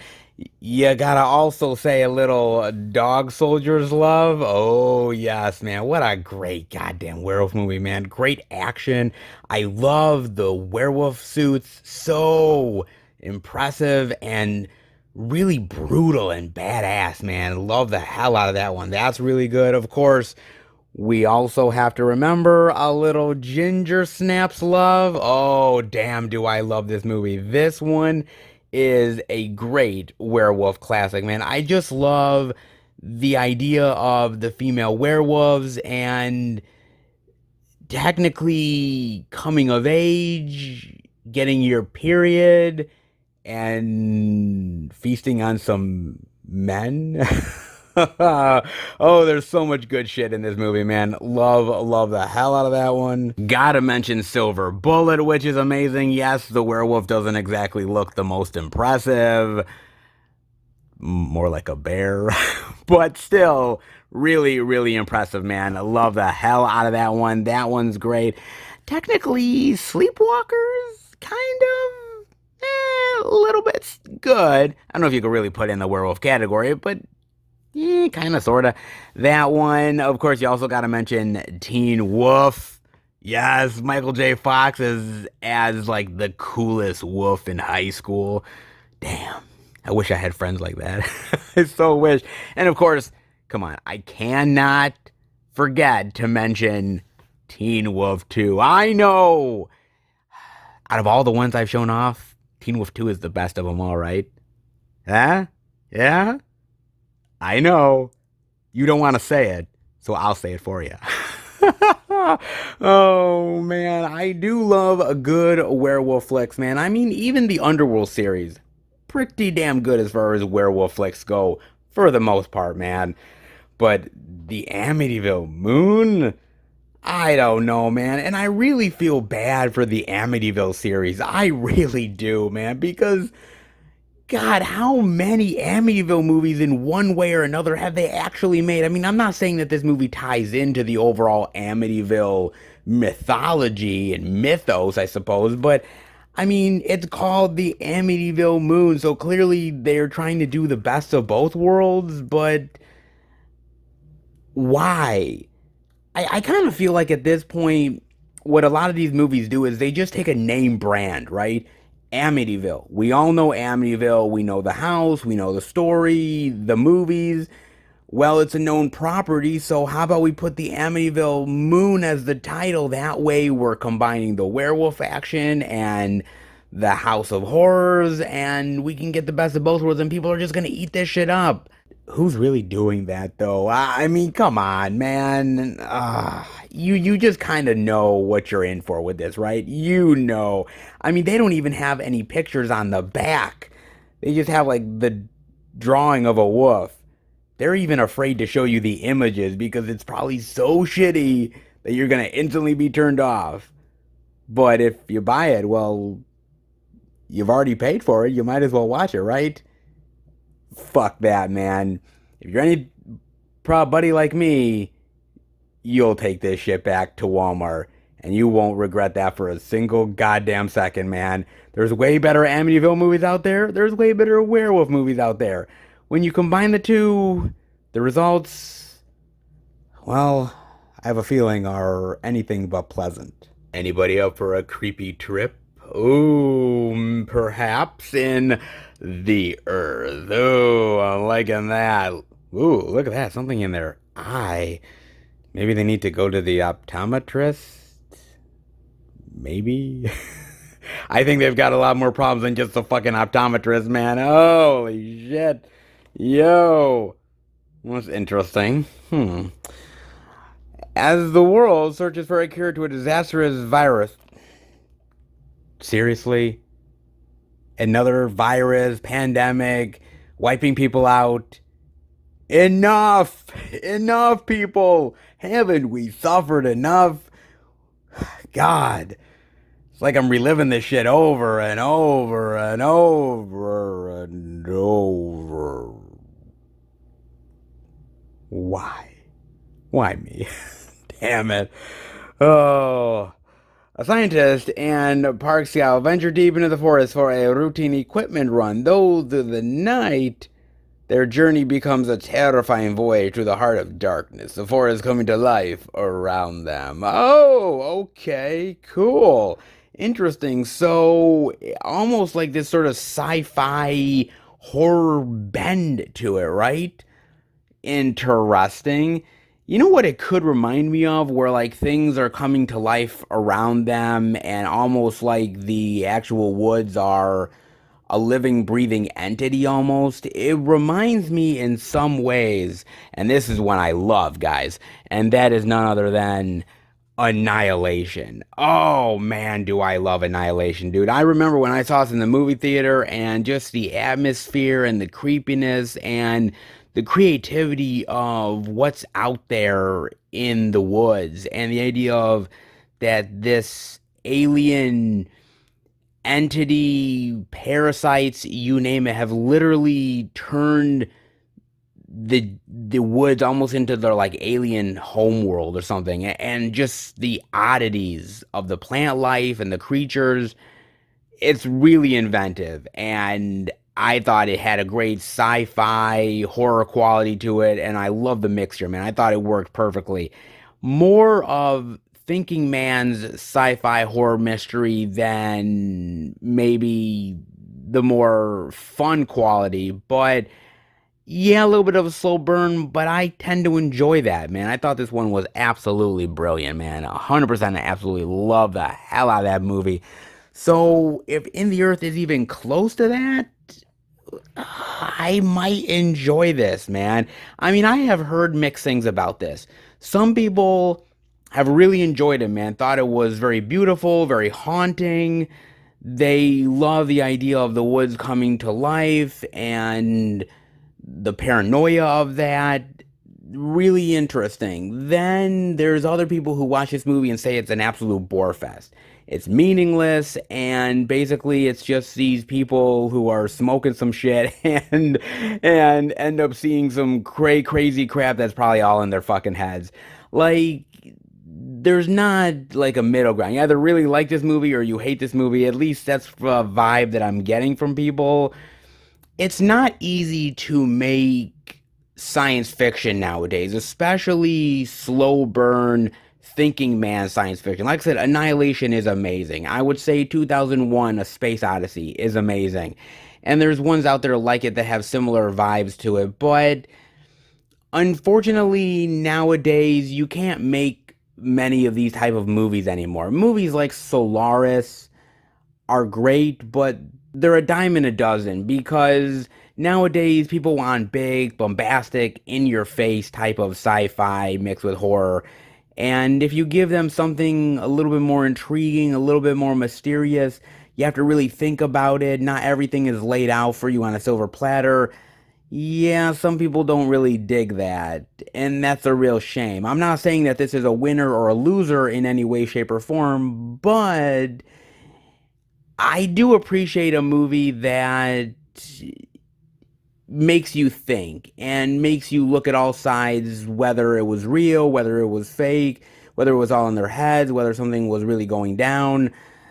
I like the fact that not everything is completely spelled out for you. So in that way, I do appreciate it. Not every type of movie like this works, but with a director like Ben Wheatley, who's an interesting director and with an interesting idea, I'm up for a little mind-bending weirdness from time to time. I mean, I like Annihilation. So this could potentially be down my alley. I mean, not that I haven't seen shit in the woods already. Then again, that might have been the shrooms. John Boyega with a sword. Well, if it's not a lightsaber, then it's got to be something else, right? Apparently so, with Naked Singularity. Oh, baby. John Boyega, Olivia Cook, Bill Skarsgård at screen. I'm liking that cover, man. Very nice. I got a chance to watch this on Amazon Prime, and I wanted to watch it because of the cast. I love the cast, man. It's great. So I'm thinking, okay, a cool cast like this, it's got to be worth watching, right? Well, let's dive into it, guys. The justice system is criminal. No shit. Seriously, man. I mean, basically, John Boyega plays this public defender, and this guy is just completely down on his luck, man. I mean, he can't catch a break to save his fucking life one way or another, man. And the judge is a real bitch, and she's always on his fucking ass, and he can't win a case. But he's somebody who still believes somehow in the criminal system and that he can do better and that the world can be good and all those wonderful ideals. I don't know what he's smoking, but I want some of that good shit. Oh man, I mean, to still believe in all those great ideals, man, he must be token up big time. Oh brother, he must be, man. And all the while this is happening, one of his former clients, played by Olivia Cook, she's now working for the local police impound, and this guy who's kind of hitting on her, he has this car in impound, not really his car, but somebody else's, that apparently has a whole shitload of drugs in it. So he sort of ends up sort of making a deal with her in order to help him get the car out, and they'll split the money once they end up giving the drugs to the local Jewish synagogue mob. I did not know our Jewish folk are now selling drugs and peddling. Where the fuck have I been? Jesus Christ. Nobody informs me of this shit, apparently. Oh my God, man. Jeez, the things that I really need to find out. God. But, so all this is going on, right? And he ends up, John Boyega, doing some not smart things and ends up basically getting suspended for about 6 months. Bill Skarsgård, who is another one of these sort of public defender people, whatever, he ends up talking about, hey, there's this car that I know that has a lot of drugs in it. And if we steal the drugs, then we can sell them and we can make a lot of money, and you need the money, and I think we need a win here, right? I mean, look, the world is not all peaches and cream, right? Sometimes the world is evil, and if we can get our cut, why not? And so it ends up being like a double cross turned into a triple cross, turns into a like complete and utter clusterfuck of a situation. And some people are trying to steal the car, another group is trying to steal the car from them, and another group that's another mob is trying to steal it as well. So it's a whole huge clusterfuck of a situation. Everybody's trying to steal the car, everybody's trying to steal the drugs. Who will completely win in the end, and will good triumph over evil? Yeah, right. Give me a break, man. So, I gotta admit, I actually do like the movie. I really honestly do. Yeah, the plot's kind of confusing and convoluted, but overall, it's a good time had by all. The acting is really good here. I love John Boyega, man. He's very everyman, very sympathetic, somebody who's trying to do the right thing, but just life gets in the way constantly, just beats him down, man. The same with Olivia Cooke, who is not only gorgeous in this, but definitely holds her own in the acting department, of a woman who has had her struggles in life and is trying to be a better person, but just gets pulled into this madness, man. And I love everybody here. I even whether they're scumbag characters or sympathetic, everybody has a great angle, and everybody has great scenes to really dig their teeth into, which I really enjoy, man. I thought overall there's not much action here, but the action you do get is pretty fun. I like the situations. I like the idea of stealing something and then other people are trying to steal it and the complications of that. Like movies like Hard Rain or Hurricane Heist, like there's something about that where I love the idea of the intentions of stealing something and then the complications of other people wanting to take it from you and the craziness that it all ensues. I really do dig that. There's a lot of movies out there that I really do like, and this movie kind of apes off of some of those, which I really appreciate. It doesn't go crazy bonkers over the top, but I got to admit, though, guys, there is a little small plot element in here where it's supposed to be a countdown to the collapse. I'm assuming which is like the end of the world or something similar to that. And they keep counting down to this collapse, so to speak, of the world. And honestly, nothing. I'm serious. Like, that whole subplot literally is useless and has nothing to do with the movie itself. And that really kind of pisses me off because you could take that whole subplot out of this movie and it would never change a damn thing. I am serious. Like, there's certain movies like that one with Steve Carell where it's like the end of the world, where it's like, yes, he gets together with obviously the chick and a lot of things happen, but the whole end of the world thing that revolves around the whole story, right? All of it is because of the end of the world. Here, the collapse or the end of the world is almost like a passing story. It doesn't really have anything really meaningful to do with the movie. They could have just cut that out and just had a simple public defender down on his luck, finds out about drugs, ends up stealing the drugs while his former client is trying to steal him as well, and the whole mess that that creates. That's it. Simple. Why did you need an end of the world story on top of that when you did literally nothing with it? It makes literally no fucking sense. And that's the one thing that pisses me off about this movie, where it's like, you have a good movie here with good, interesting characters, intriguing ideas. I like the complications with the story and stealing the stuff, and there's some good comedic elements here. Why did you have to put this lame end of the world plot in here that made no fucking sense? Seriously. Did you just need that one extra? Well, yeah, there's this heist and everything that happens, and they're in this board meeting with this fucking executive, and say, well, yeah, that's great, but what else? And the director and producer are like, what do you mean, what else? It's a cool little heist comedy action story. Yeah, I know, but, the kids nowadays, we need something fantastical in this bitch. I mean, what else you got? Well, I mean, it could be like the end of times, like it's almost like the end of the world. Oh, yeah. And all the world is going haywire and shit. Yeah, nice. Okay. Now I'm digging it. Like, seriously? What the fuck, man? I mean, they have this whole conversation. This guy is smoking weed and having this whole conversation about, well, the naked singularity and how the world is going all haywire and crazy. And I'm like, what? It just feels very shoehorned in and a non-starter, essentially, guys. I mean, the movie's good as long as you can look past that one glaring mistake. But the acting is really good, the characters are intriguing, and I like the idea of the heist and the clusterfuck of it. It's cool. Don't know about the whole naked singularity part, but if it is the end of the world, yeah, sure, might as well steal drugs and give them to the Jewish mob.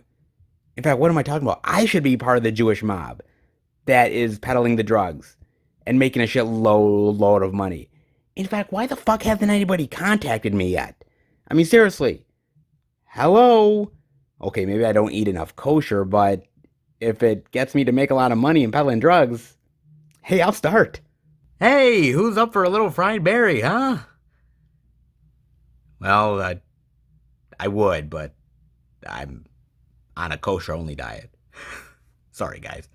Maybe next time. When the shot original fried berry. The hard R version of E.T. Seriously, who said that? Den of Geeks? Man, fuck Den of Geeks. Okay, fuck you, man. This is not the hard R version of E.T., man. I don't know how the fuck they came up with that one. But whatever they're smoking, yeah, they can keep it. Fuck that, man. Shit. Okay, I saw this thing, right? I saw it on Amazon Prime, and I watched it on Amazon because a few weeks back it was supposed to come out on physical media. So here I am thinking, let me watch this thing, right? Because I could see it in the stores and I want to give it a chance. And then it was not in the stores, and I'm like, so I watched this piece of shit for nothing? What the fuck? And so I was so pissed, man. I'm like, so thankfully I eventually found it here at Walmart to finally talk about it. Because, man, I gotta unload. Alright, I really fucking gotta unload, dude. Basically, it's about this degenerate scumbag of a human being, Barry. Yeah, that guy right there, okay? And he is just a real fucking douchebag, dude. I mean, he basically ignores his wife or his old lady, however you want to call it. Doesn't even acknowledge the fucking kid. Basically treats the kid and the wife like shit, man. Peddles drugs like you wouldn't believe. Beats the shit out of people. And fucking does a lot of drugs himself, and just a real piece of crap shit, you name it. And one day, after a really hard bender during the nighttime, guess what? He gets abducted by aliens, because Lord knows we can't abduct good people that will actually influence the way aliens are and, how great humanity is. No, we have to abduct scumbags like Barry. God damn, man. We are fucked as a society. We seriously are, man. If the aliens are abducting people like this motherfucker, god damn, man, there's no hope left. Fuck, there isn't. And so basically, they take him, they do all kinds of weird experiments on him, and an alien comes back down looking like Barry, whether it's taken over his body or whether they replicated his skin. Who the fuck knows, man? They don't really explain this shit. And so this extraterrestrial in the body of Barry is just going around and experiencing the world through Barry's eyes. And that's basically what this movie is, guys. It's one crazy acid trip fever dream of a movie. All right. And I was not feeling this movie at all, man. I really wasn't. I mean, the problem here is that the movie is essentially about nothing, right? It could have had an interesting idea, right? Like Fire in the Sky.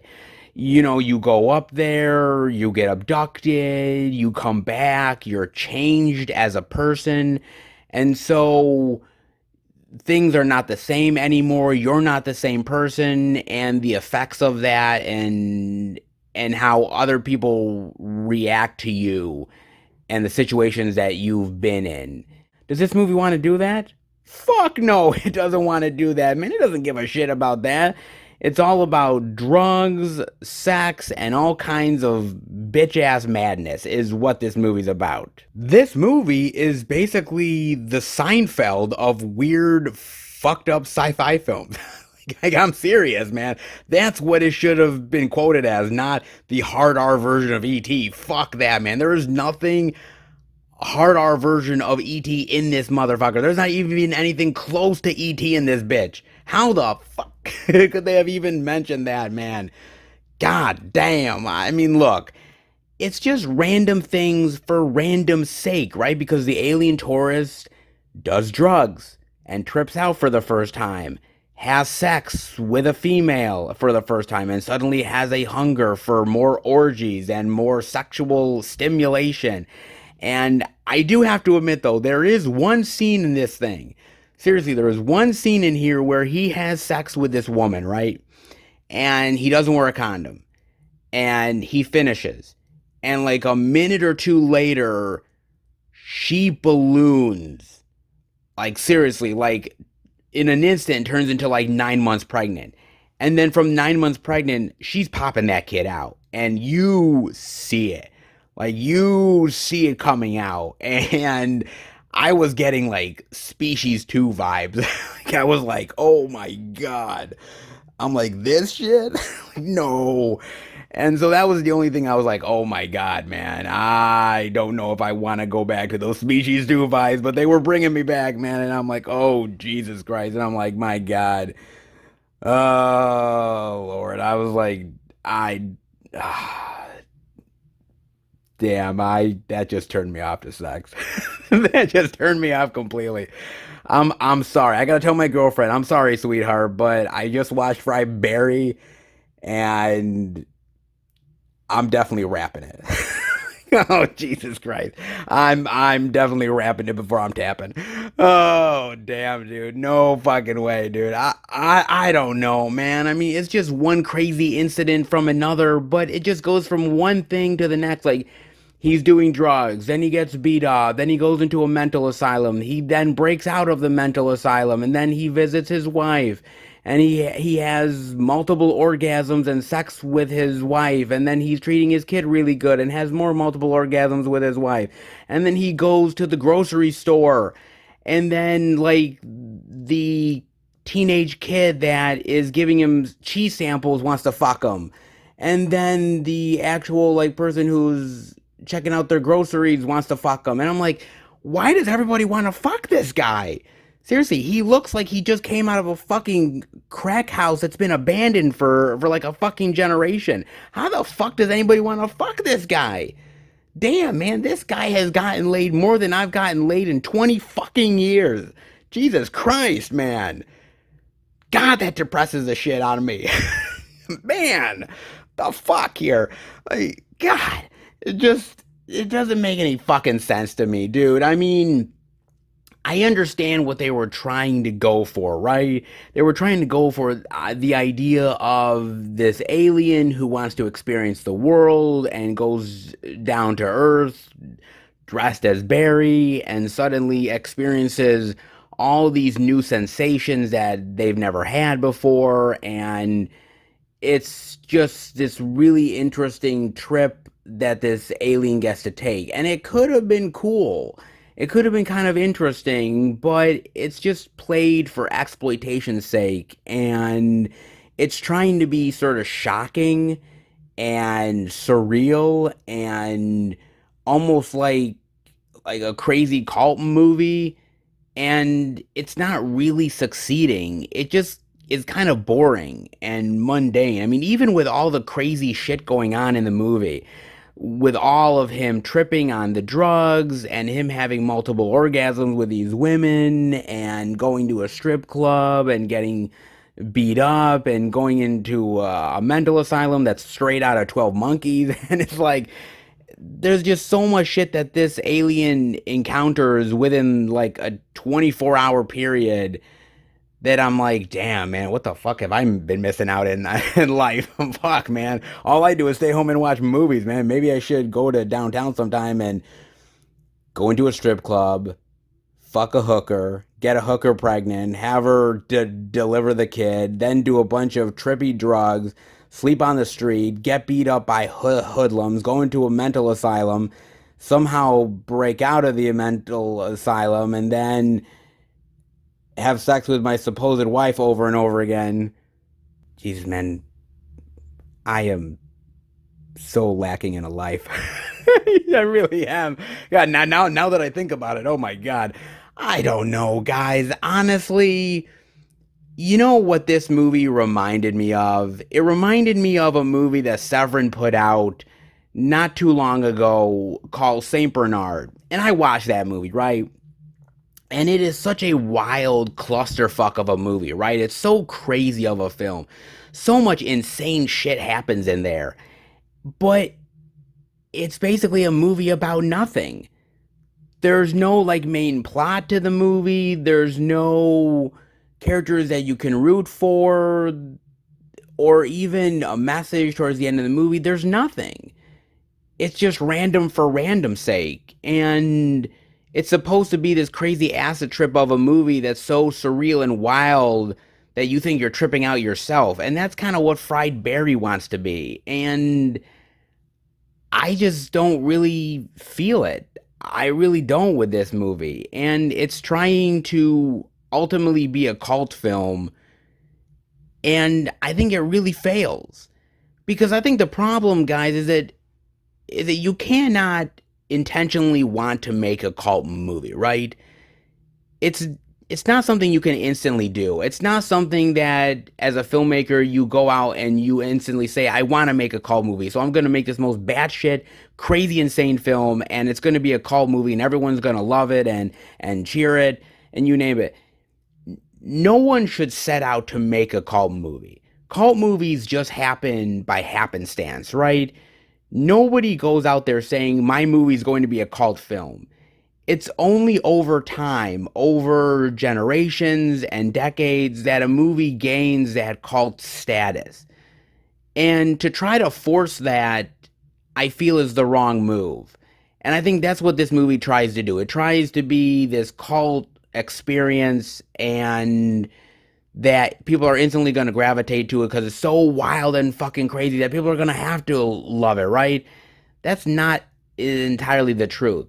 You should want to have good intentions as a filmmaker to make a story that really speaks to you and has a lot of quirky sensibility to it that people will find over years.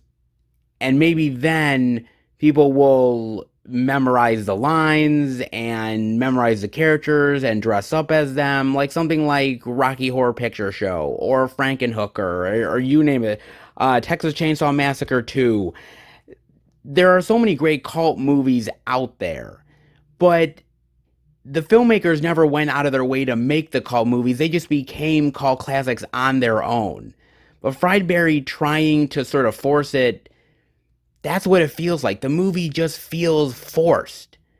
And when a movie feels forced, I don't care how crazy or wild or chaotic the movie is.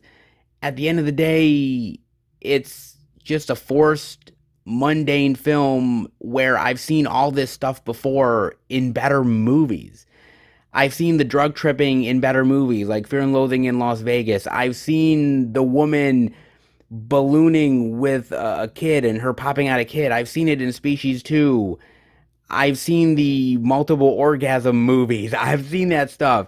This movie is just taking ideas from better films and mashing it all together in this crazy, wild, hard R version, but it's forgetting about the essence of an actual story and actual characters that you can care about. And when it comes to that, this movie woefully fails. Woefully in a big bad way, man. It really does. I gotta admit, man, after I watched this movie, I was just sitting there like, why?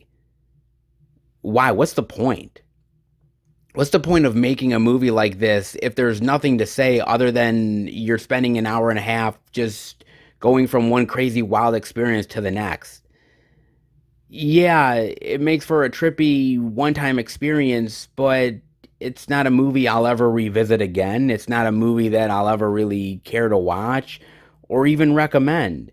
At the end of the day, you gotta have a semblance of a movie to care about.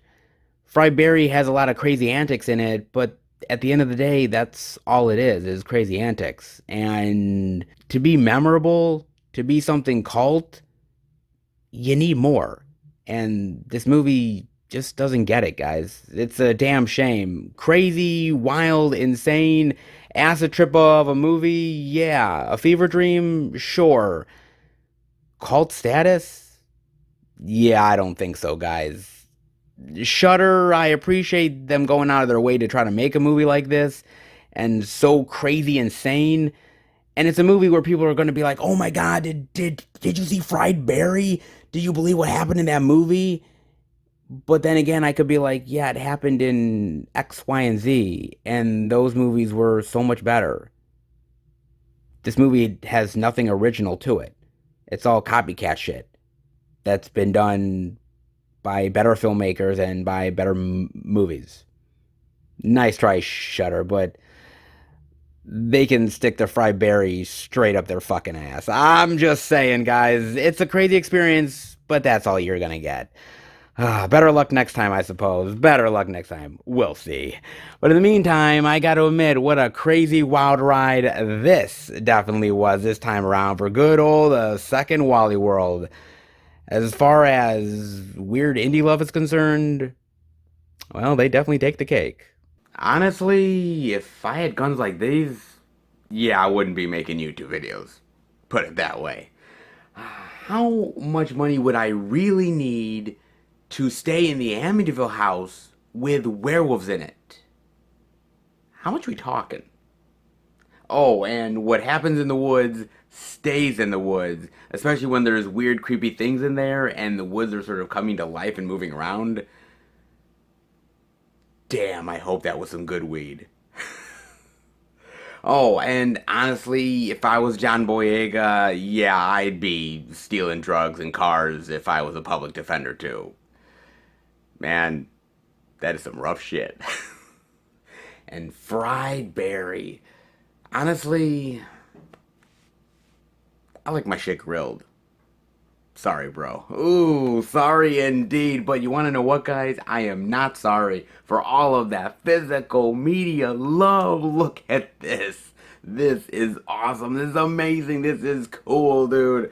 Not a ton, huge amount, but you want to know what? These titles definitely went a long, long way. Weirdness, oddness, ridiculousness, definitely on display. Ooh, definitely indeed, baby. Physical media reigns supreme. Indeed, it does, man. Big, small, Walmart ugly. Yeah, we have got it all this week, man. My God, this is physical media supreme. And I'm loving every second of it, man. I truly am. From the littlest titles, the big name releases, some weeks just have it all. And I'm having a feeling that this one is definitely one of them. Not every store is supplying all the love, but when they are definitely doing their due diligence in a major way. How even the indie love is supplying a little bit of good vibes this week as well, guys. Not half bad indeed. However, we've got one more place to go to. Can the last place show even more physical media love than we've seen so far? Let's hope. All right, everybody. We are at our fourth and final location. And when it comes to physical media, like it or not, a stop at Best Buy is always a must. Indeed it is. Surprises, letdowns, well, we've had our fair share of them from time to time with this place. But we always are willing to give it a gamble. Oh, yes, we are at none other than the Beast Best Buy. The Beast, baby. Oh, yes, indeed. And so far, this week has been quite interesting with physical media. Some places, zippity-doo-dah, and some places, oh my God, so much media. It's coming up our goddamn ears, baby. Oh, man. Sometimes it's been really great. And when it's been great, oh, it's been phenomenal, man. A lot of really great titles, a ton of physical media out there. But what will Best Buy have in store exactly? Could we see all the new releases? Could we see Steelbook love? Could we see some titles we have not experienced yet? It's always possible. With the Beast, you never quite know.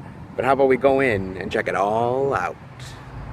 All right, everybody, we are in at Best Buy under the new releases, and I am definitely seeing some new release love this week, baby. Yes, I am so damn glad I'm seeing a little bit more than I saw last week, at least here already. It's looking pretty damn good. Let's dive in, shall we, with the first thing I'm seeing, and that is the Blu-ray digital of Injustice for $22.99, the 4K Blu-ray digital for $26.99, and a little Best Buy exclusive steelbook love. Indeed, I will, baby. Yes, for $34.99 as well. Not bad. Now, again, all the same artwork, nothing different, just the same artwork in steelbook form. Which, hey, if you want it, cool. Why not, man? $34.99. Hey, everybody loves a little steelbook love from time to time. Why not some DC steelbook action? Indeed, baby. But I gotta talk about this, man. I really do, because it's an interesting conundrum, isn't it? I mean, if you really think about it, it actually is. Because I don't know what side I actually lean on, truth be told. Because on one hand, I understand where Batman is coming from. We can't be judge, jury, and executioner on these people. They do bad things. We have to pursue them and bring them to justice, but at the same time, we can't be the people that decide their fate. We just have to stop them from doing the wrong actions that they are pursuing against humanity, against these people. But on the other hand, I see Superman's point of view. I really do, of like, how many times are we going to keep these people on the streets constantly over and over again when we've had opportunity after opportunity to kill them and stop more chaos and destruction from happening? It's a bit of a conundrum. It actually is, man. I mean, I've always been somebody that has been a little on the fence with that. I mean, Batman is not Batman without his villains, right? Every hero is just as good as who their villains are. And it's really the truth, guys. I mean, what would happen if Batman had no villains to pursue? He wouldn't be Batman no more, and he'd just be like a rich playboy millionaire. Which, not gonna lie, is kind of fun, but can be a bit boring at times. You want the dark side. Come on, we all do. So I can't quite blame Batman for keeping them around, because it makes him who he is. It gives him a purpose in life. But at the end of the day, this movie shows killing them actually ends up bringing, oddly, peace to the world. Peace, but yet an authoritarian style government that wouldn't really want to have. I don't know, man. I mean, there's two sides to every coin here. On one side, yes, it's good to take out these bad guys and they no longer have to deal with destruction and chaos, but again, how far is too far to go? And that's the really interesting thing here, and I've always really appreciated that, man. I've always appreciated characters like the Punisher, or even the darker side of Batman, vigilante justice, taking these people out so that they cause no more harm to the world. But I also, at a certain point, also appreciate a code of honor. And that's something that I've always really liked with Superman. For good or bad, I've appreciated the fact that he wants to be better than just an alien that people may or may not be scared of. He wants to have a certain code of ethics. And you take that away, and that's really terrifying. Somebody who's trying to justify what they're doing, but yet have the powers of a god, and how that can get twisted. That's a very dangerous thing, man. And this movie really shows it in the best way possible. It really does, man. I truly, like I said, love this movie, man. I really do. I dug the hell out of this film. And it's just a really great what-if tale that really shows you how far Superman can go towards being evil. And you take something away that man loves, and he's gone, man. Humanity's gone, and the sense of purpose is gone, and the sense of clarity and doing the right thing, it's all gone, man. And that's fascinating, dude. That's incredibly fascinating. I don't know at the end of the day where I truly land on it. On one hand, villains are there for a purpose, to really remind us what evil truly is and why doing good is the right thing to do. But at the end of the day, they do so much chaos and destruction that is it really worth them to be there to cause all of that? It's fascinating, dude. It really is so interesting and so intriguing. Where do you guys land on this? Do you guys land on it's the right to get rid of them and kill them and be done with them? Or is it right to keep them around?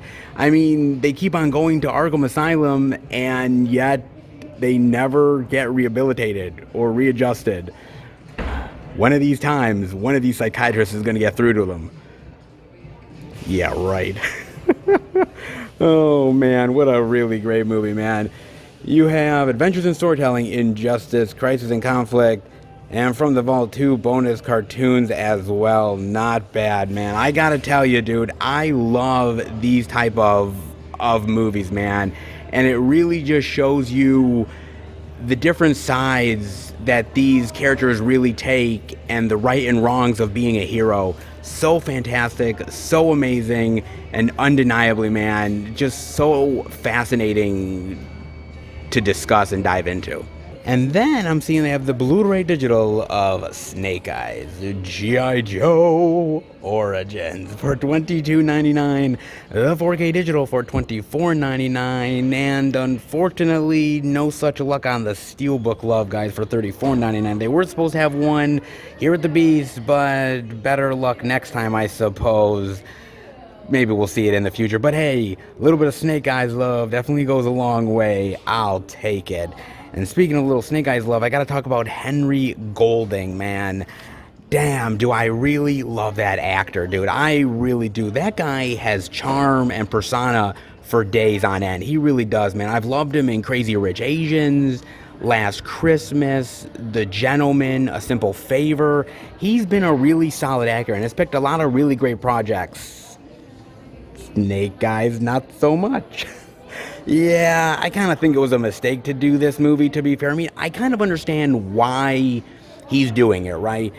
And it's kind of an unfortunate trend that I'm seeing in Hollywood now, is a lot of these young actors, they're being pushed into franchises now, right? It's just more and more franchises and being pushed into these series of movies because, hey, it's the popular thing to do, right? You want to get on some sort of franchise train, that way you make the money, and then it's a big Hollywood blockbuster. But I don't know if it's the right trend overall. I mean, it works out way more than it doesn't. I mean, Marvel is proof of that. But there's a lot of times where some franchises don't end up turning out the way you want. And I think the G.I. Joe franchise is becoming one of those guys. I really do, man. I mean, no matter what you think about it, right? I mean, if you look at G.I. Joe Retaliation, if you look at The Rise of Cobra, that was supposed to start big franchises, a series of films that absolutely went nowhere, man. I mean, really nothing at all. And so I kind of feel bad because you have actors like Channing Tatum and a lot of these other people who go into these franchises because of the popularity of them, right? They make billions and billions of dollars and they're supposed to be guaranteed hits, and which will obviously give you more cachet in Hollywood and obviously give the studios more notice of who you are and you become more of a bankable star. But that isn't always the case, to be honest with you. And the G.I. Joe franchise is quickly becoming one of them. It really is. I would say for Henry Golding, take your time, man, as an actor. Don't jump into franchises right away. No matter what your Hollywood agent says, no matter what people want you to do, make your own path in life. Make your own way as an actor. You don't always have to do the same old thing that everybody else is doing. And I've always appreciated certain actors because of that and how they didn't go that route constantly. I mean, Some ended up trying it and it failed epically, like George Clooney with Batman and Robin. Yeah, we don't talk about that movie much, guys. There's reasons why. There is absolutely reasons why, man. But, I mean, sometimes they end up out working really well at first, like Fast 9. It works out really well. And then you end up having to drive into space. And then it all just pisses away. Or even with something like DC. I mean, you look at somebody like a Ben Affleck, right? Who came on board and was supposed to be Batman for a really long time, have his own movie, and be the star of the DC films for a really long while. And the pressure just got to him. It really did, and he was stressed out, and it really ended up collapsing him in a lot of ways. So getting into a franchise is not exactly the most stable thing of all time, unless it's an absolute guaranteed success, like Marvel or something along those lines, Harry Potter, Star Wars, you name it, but not even those are guaranteed anymore. It's not about the cachet and the name anymore. It's about making a good movie. And that's easier said than done. Again, the movie had potential, but then again, so did those other G.I. Joe movies. They had potential, but they just ended up kind of being forgetful action flicks at the end of the day. And this one is kind of the same way, guys. I hate to say it. It has promise, but the promise is of another film that would be much more intriguing and better than this one is. Did you really need an origin of Snake Eyes? No, but fuck it, they went there. Henry Golding's good in it, but he can't save it. Again, I like him. I don't exactly fault him for the choice, but at the end of the day, you gotta pick your battles in the right way. And sometimes some of these franchises is not quite the way to go. I'm kind of curious as to what you guys think. I mean, they do have, an all-new Snake Eyes short film. That's cool. Deleted scenes, a bunch of featurettes as well. Not bad. The best G.I. Joe movie? The fuck they smoking? Jesus Christ, man. I don't know, man. I still, to this day, out of this one, G.I. Joe Retaliation and G.I. Joe Rise of Cobra, there still is not a good G.I. Joe film yet. I'm still waiting to this day. And I think I'm going to continue to wait, guys. They do finally have that Tarantino 4K love of Inglourious Basterds for $22.99, man. Not the best Tarantino, but not the worst either. Above average Tarantino, maybe? I know, from where you guys are standing, that's really controversial, man, but I love early Tarantino so much. The movie has gotten better with further watches, but I like more of the hungry artist Tarantino of the early years more than the excessive Tarantino of later. Kind of wonder what you guys think. Still a great film with great performances and great sequences, but I think there's better Tarantino out there. I do. Controversial, but then again, I speak my mind. And it's nice to see a little more 4K Steelbook exclusive Beast Love with Carlito's Way for $27.99.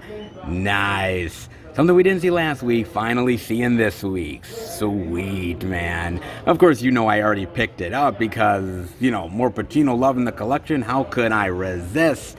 The Steelbook looks decent, though. It doesn't look like the best Steelbook Best Buy's ever done, though.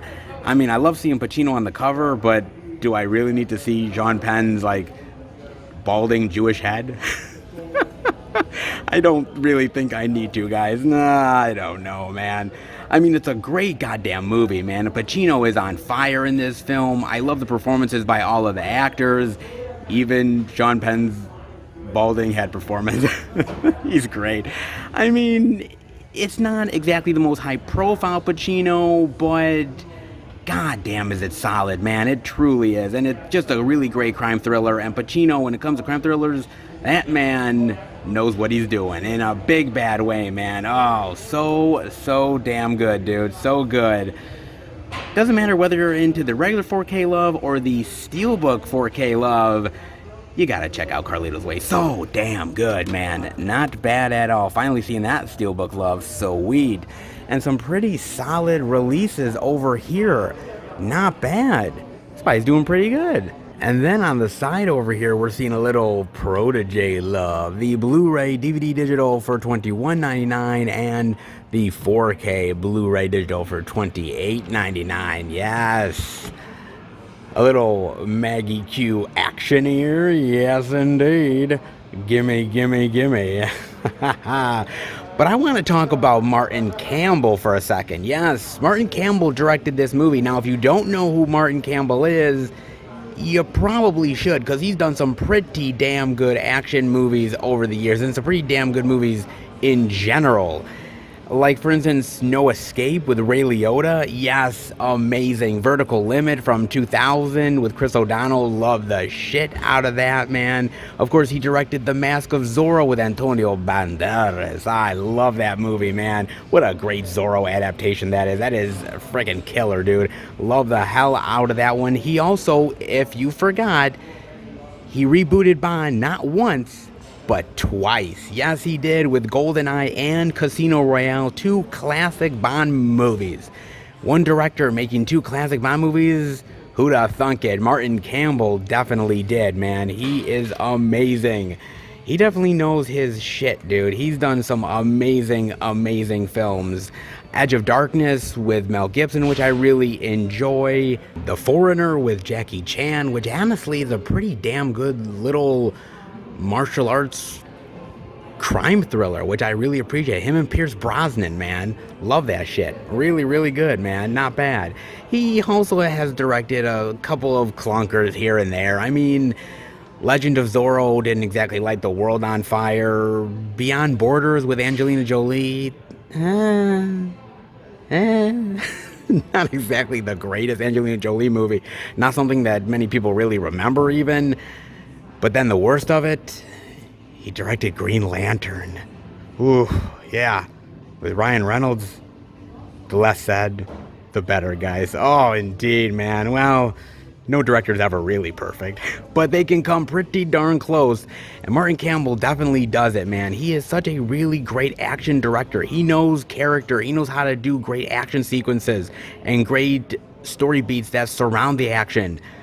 Well, Green Lantern aside, but he definitely knows his shit, man. And this movie, yes, it apes off of John Wick. Yes, it apes off of a lot of other movies like a Red Sparrow, stuff like that. Obviously it does, but there's a certain sort of style and panache that the movie has, and the actors are just having a bunch of fun with it. And you could tell with the dialogue and how they're setting up the sequences and the choreography that it's just a fun movie that they're having a fun time with. And sometimes that's all you really need, right, guys? Is just having a really good, fun, intense action experience. Not perfect, but then again, every action movie is aping off of something nowadays. This one is aping off of more of the modern day ones, but Maggie Q can still hold her own. Michael Keaton can. And Samuel L. Jackson can still say motherfucker and shoot a gun like no man's land. So you know what? You got a good trio of actors here, some fun action, a decent action time waster that isn't half bad. Not too bad, man. I mean, you got audio commentary, you got a few featurettes, deleted scenes, theatrical trailer. Not bad at all, man. And like I said, I love seeing Maggie Q kick some ass, man, with some flair and panache. And Martin Campbell directing. Anything Martin Campbell I give a chance to one way or another, and usually he surprises me and doing some really solid work.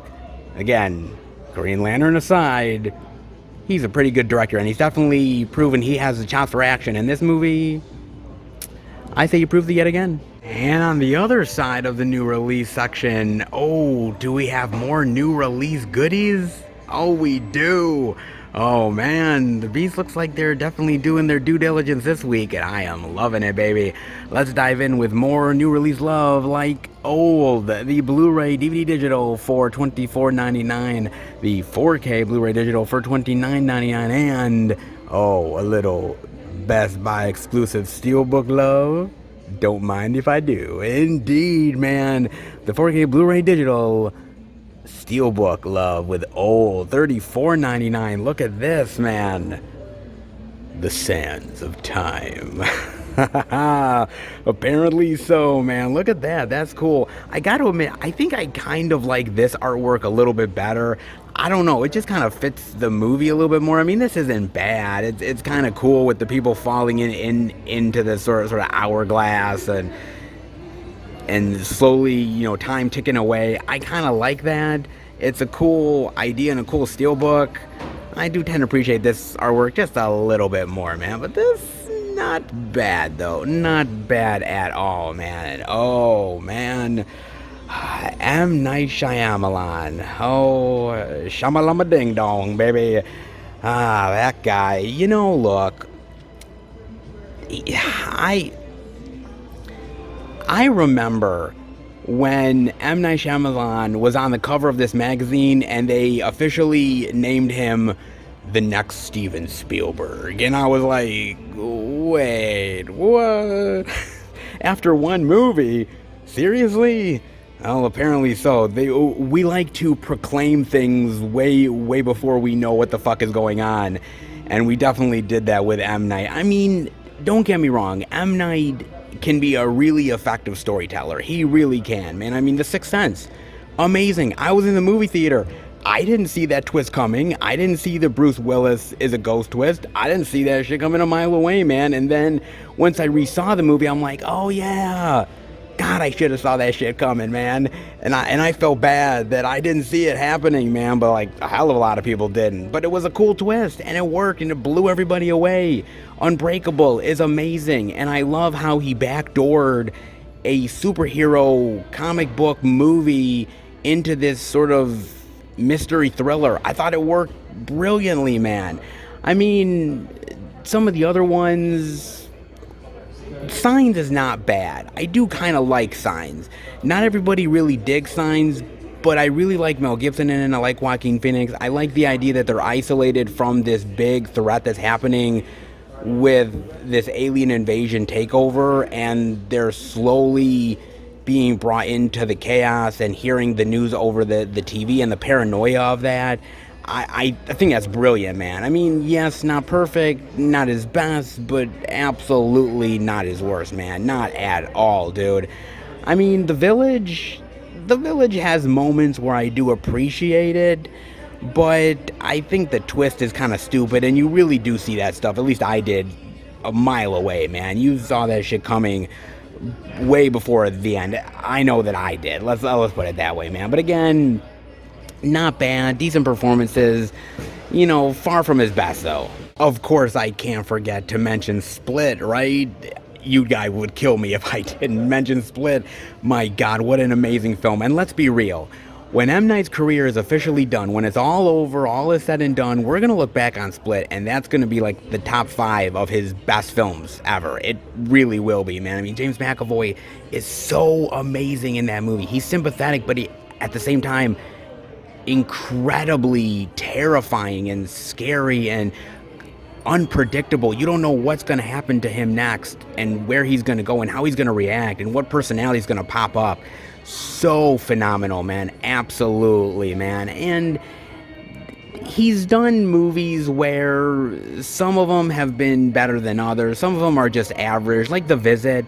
I know a lot of people really tend to dig The Visit, but I'm sort of half and half on it. It's not terrible, but not as good as some of the other stuff he's done. Yeah, it's all right, man. Glass, as much as I appreciate Unbreakable and Split, and Glass is somewhat the best of both worlds, I kind of feel like it's a little bit of a letdown, especially the ending of a trilogy like that, where bringing the two sides together doesn't completely work, but it's not terrible either. Again, somewhere in between. But then again, when he does bad, damn, does he do bad. I mean, Lady in the Water? Lady in the Water ain't that great. Let's be real, guys. The Happening? Oh, oh my God. I wonder, was that supposed to be a comedy? Because I laughed my ass off at that movie, man. Damn you, Wahlberg. Oh, Lord, man, his acting, yeesh.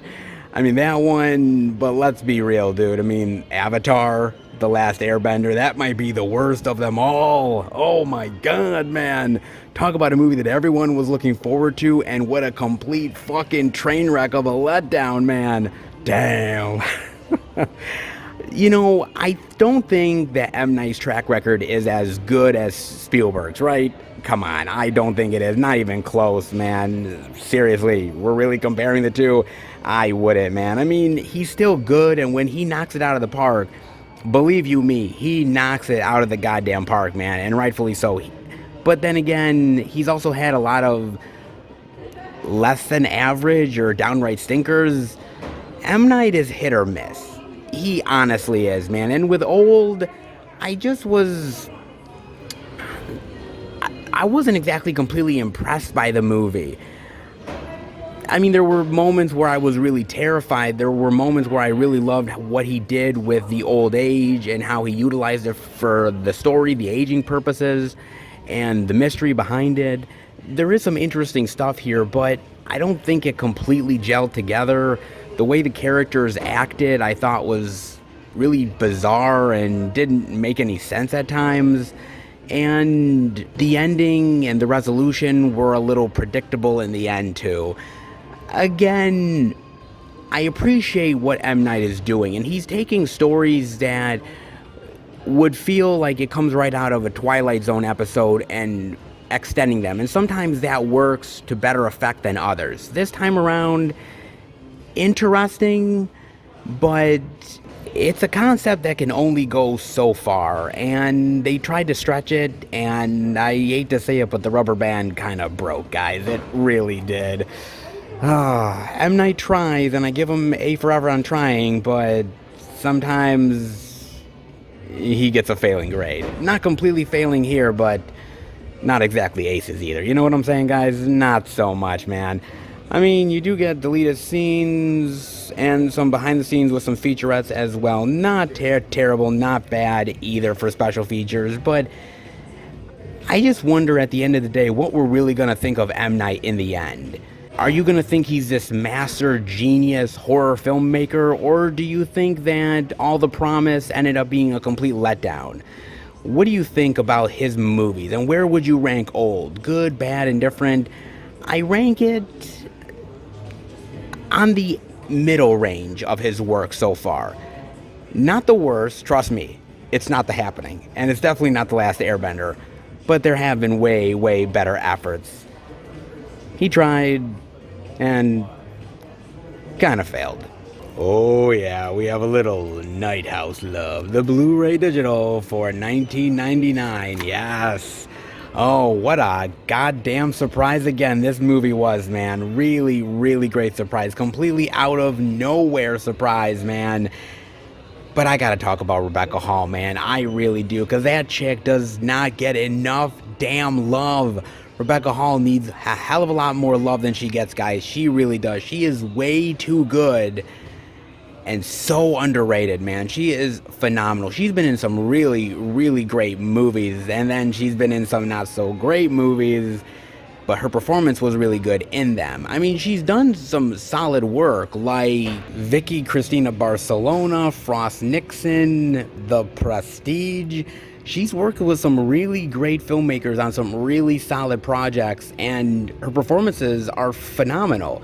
Sometimes she knows how to pick them, but then again, there's some really terrible choices that she's done, like Transcendence. You know, that one with Johnny Depp? Yeah, not so hot, guys. I mean, she has a great performance in there. She does a really good job, gives it her all, but it's not a solid movie. Not all that great, really, guys.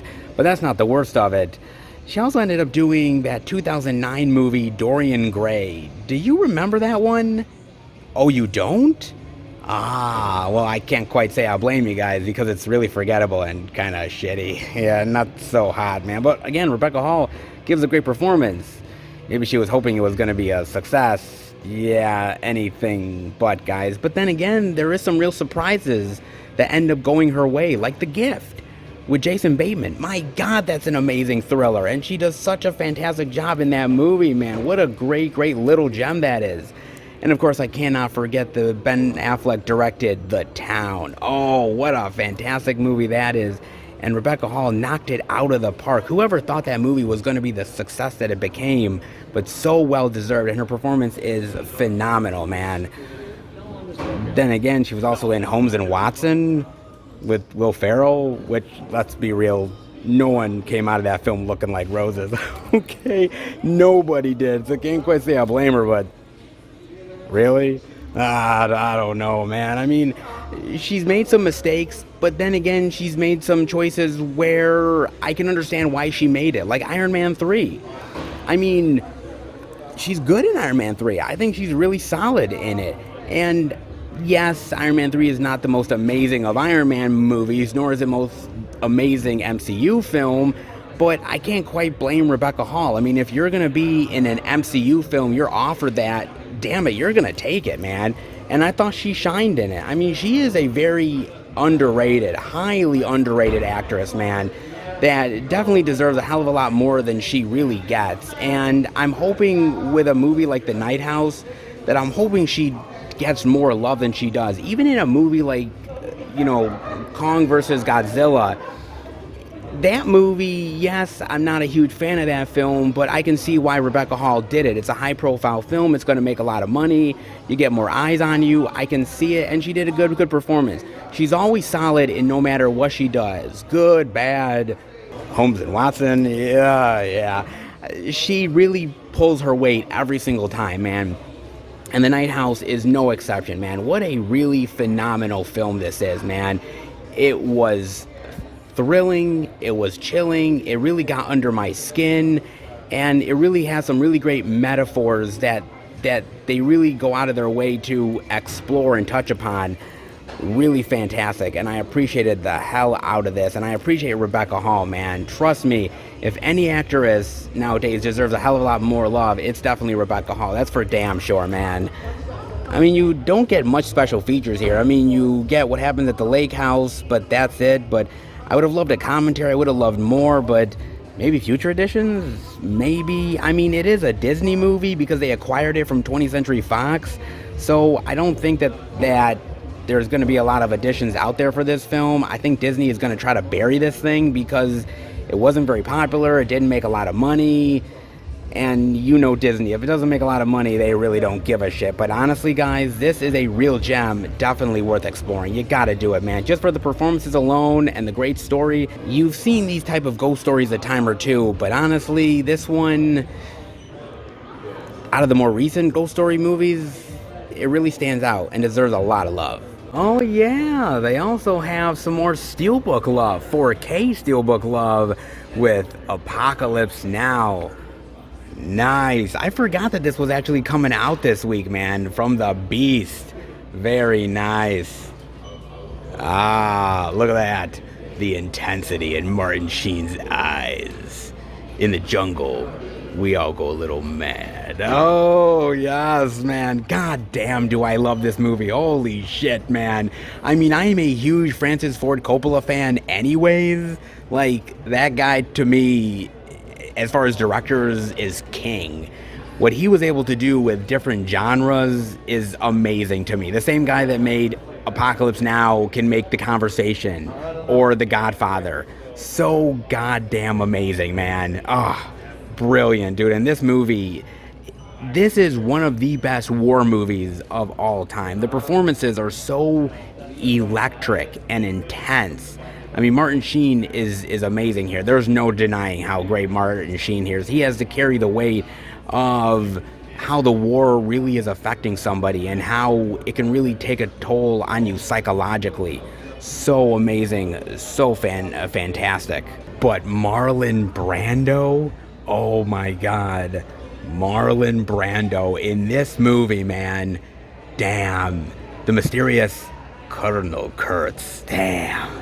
What a performance, man. What a really great, riveting performance that guy has. And just the idea of the opposite of who Martin Sheen is. The idea that this guy has completely lost his faculties and in the jungle with this tribe, and how your madness could turn in an instant and what you could become. So fantastic and so riveting. It is a great performance by the man. And the fact that what Francis Ford Coppola had to deal with that guy, the idea that he was late, he might not show up, he didn't know his lines, he completely was not the way that he envisioned the character, and he had so many difficulties with Marlon Brando. The fact that he got the performance that he did out of him is fucking phenomenal, man. Give that guy a lot of credit for getting that performance out of that guy, man. But it's such an amazing film overall, and the difficulties to make this film was so crazy. I mean, having to work with a foreign government is nuts to me, man. Shelling out money to use like the helicopters and crazy shit, all this corrupt shit that they were doing just to get the movie made, and in the jungle for months on end and never knowing if you'd really finish the damn thing or how it would even come across. My God, dude. I mean, it's a phenomenal task just to make a movie like this, let alone have it be the classic success that it actually is. Damn, that is no easy feat, and they definitely pulled it off with this movie in a big bad way, man. Oh, Lord, amazing, dude. I mean, Dennis Hopper, Lawrence Fishburne, so many great actors here, so many great performances. The cinematography, the locations are beautiful, and it really is a war film that has to be experienced. It's not the most exciting war film of all time, but it is one of the most intense, and deservedly so, man. My God, man, what an amazing film. And to get a little 4K Steelbook love, not half bad indeed, guys. Not bad. I mean, you only get one special feature here, and that's the final cut intro by Francis Ford Coppola, which is kind of a shame. I own the Redux version that has multiple versions on it, plus a ton of special features, the Hearts of Darkness documentary about the making of it, so many fantastic stuff. If you can get that, definitely do it, man. I mean, it's a cool looking steelbook, no doubt. If you're a fan of Apocalypse Now, it might be worth getting, but for the special features, definitely find one of the older editions, because those are phenomenal, man. I mean, the experience of making this movie is almost as crazy as the movie itself, man, and it deserves to be experienced, man. This movie deserves to be experienced. If you're a fan of Francis Ford Coppola, if you're a fan of war films, this one is an experience everybody needs to check out. Oh man, just in time for Halloween, yet another edition of Friday the 13th collection set. My God, they're multiplying like rabbits. The Blu-ray digital for $59.99, $60 for all that Jason Voorhees goodness. Oh, look at that steelbook love right there, baby. Look at that. Oh, I'm liking that, Jason. One intimidating, badass motherfucker with that machete, baby. Ready to slice and dice. Oh, nice. Sweet. And it comes with 8 collectible cards. Nice. Not bad. Friday the 13th, all the way to Jason Takes Manhattan. Ah, yes, not the complete Jason Voorhees experience, mind you. There is other films like Jason Goes to Hell, Jason X, Freddy vs. Jason, and many more. Unfortunately, yeah, this set doesn't have all your Jason Voorhees needs, but most of it. Oh man, do I love Jason Voorhees, man. I think I've said it over and over again, but he is one of my favorite horror villains of all time, man. He truly is. I don't know what it is about Jason. I mean, he doesn't talk. He doesn't really even have much of a personality, but I just love his style. I love the way he kills. I love his presence. But the kills are the most brilliant of all. Can't we all agree on that, guys? It really is, man. I am such a fan of the way Jason kills people. I really do, man. I mean, for such a simple character, the way he kills is so goddamn fantastic, man. He's got so many great ones. I don't even know which ones would be my favorite. I've got so many of them. I mean, I love the one where he kills that chick with the banana. Oh, it's so good, where she sort of grips the banana like, I love that, dude. I love the Crispin Glover kill. I love the other kill with the guy in the wheelchair where he gets him in the head and then he's sort of like going down the stairs and shit. Love that, man. That kill is great. I love the Rorschach kill in part 6. Oh, man, the psychiatrist kill in part 7. Oh, come on. I mean, I have to mention the sleeping bag kill. Seriously, that is some iconic shit, man, with that sleeping bag kill. Love the hell out of that. I mean, even part 8 has some great kills. I love the dance floor kill on the boat with Kelly Hu, literally strangling her until she can not breathe any longer, and then literally throwing her down like a rag doll. So brutal. Love that one. Of course, I think my favorite from part 8 has to be by far the boxer one. That is great. I love the shit out of that one, man. Literally, it only takes one swing, and Jason just lobs that guy's head off, man, and it goes into the garbage. That is so cool, man. Oh, Lord. I also love the one with the teacher, and, like, Jason dumps him in, like, a barrel of toxic waste. Oh, my God. There's so many great kills from all the movies, dude. Oh, Lord. Nobody kills like Jason. Come on, man. Nobody does. Let's be real here. He is awesome. God damn, dude. For a guy that doesn't say much and barely has a personality, damn, he knows how to be one brutal motherfucker. He really does. This is a great, great character. I wish it was the whole movie set, but hey, man, I own like 3 or 4 sets of the Friday the 13th series. I am a huge diehard fan of this, man. I own the Scream Factory box set, so I'm a very happy camper, man. But if you only need the 8 films and like a little steelbook love with some interesting collectible cards, why not give another set to your collection? I mean, seriously, guys, more Friday the 13th love for your collection. How can you really ever go wrong? Seriously. It's Jason. You need more Jason love. Mommy says you need more Jason love. And we end up following anything that mother says. We do, guys. Oh, man. Wow. Cool. And with a lot of great special features as well. Holy shit.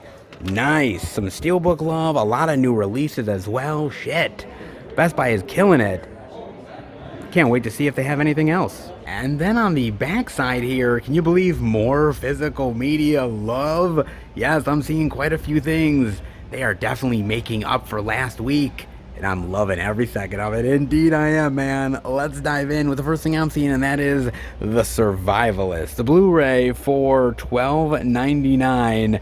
Jonathan Rhys-Meyers and my boy John Malkovich, an ordinary guy with an extraordinary arsenal. Oh, yes. And I'm loving the hobo-looking Malkovich. I'm loving the look, man. Oh, man. A year and a half after the fall of civilization due to a viral outbreak. Oh, boy. Another one of those, huh? A former FBI agent is forced to protect a young woman immune to the disease from a dangerous gang leader hunting her. Oh, yes. We've seen this movie a time or two, guys. We have, haven't we? I mean, stuff like Children of Men or other movies like that. Post-apocalyptic where, like, there's one last hope for humanity. Yeah, exactly. We've seen this many, many times before. So this is nothing new as far as plot is concerned. But I'm kind of liking Rhys-Meyers and John Malkovich.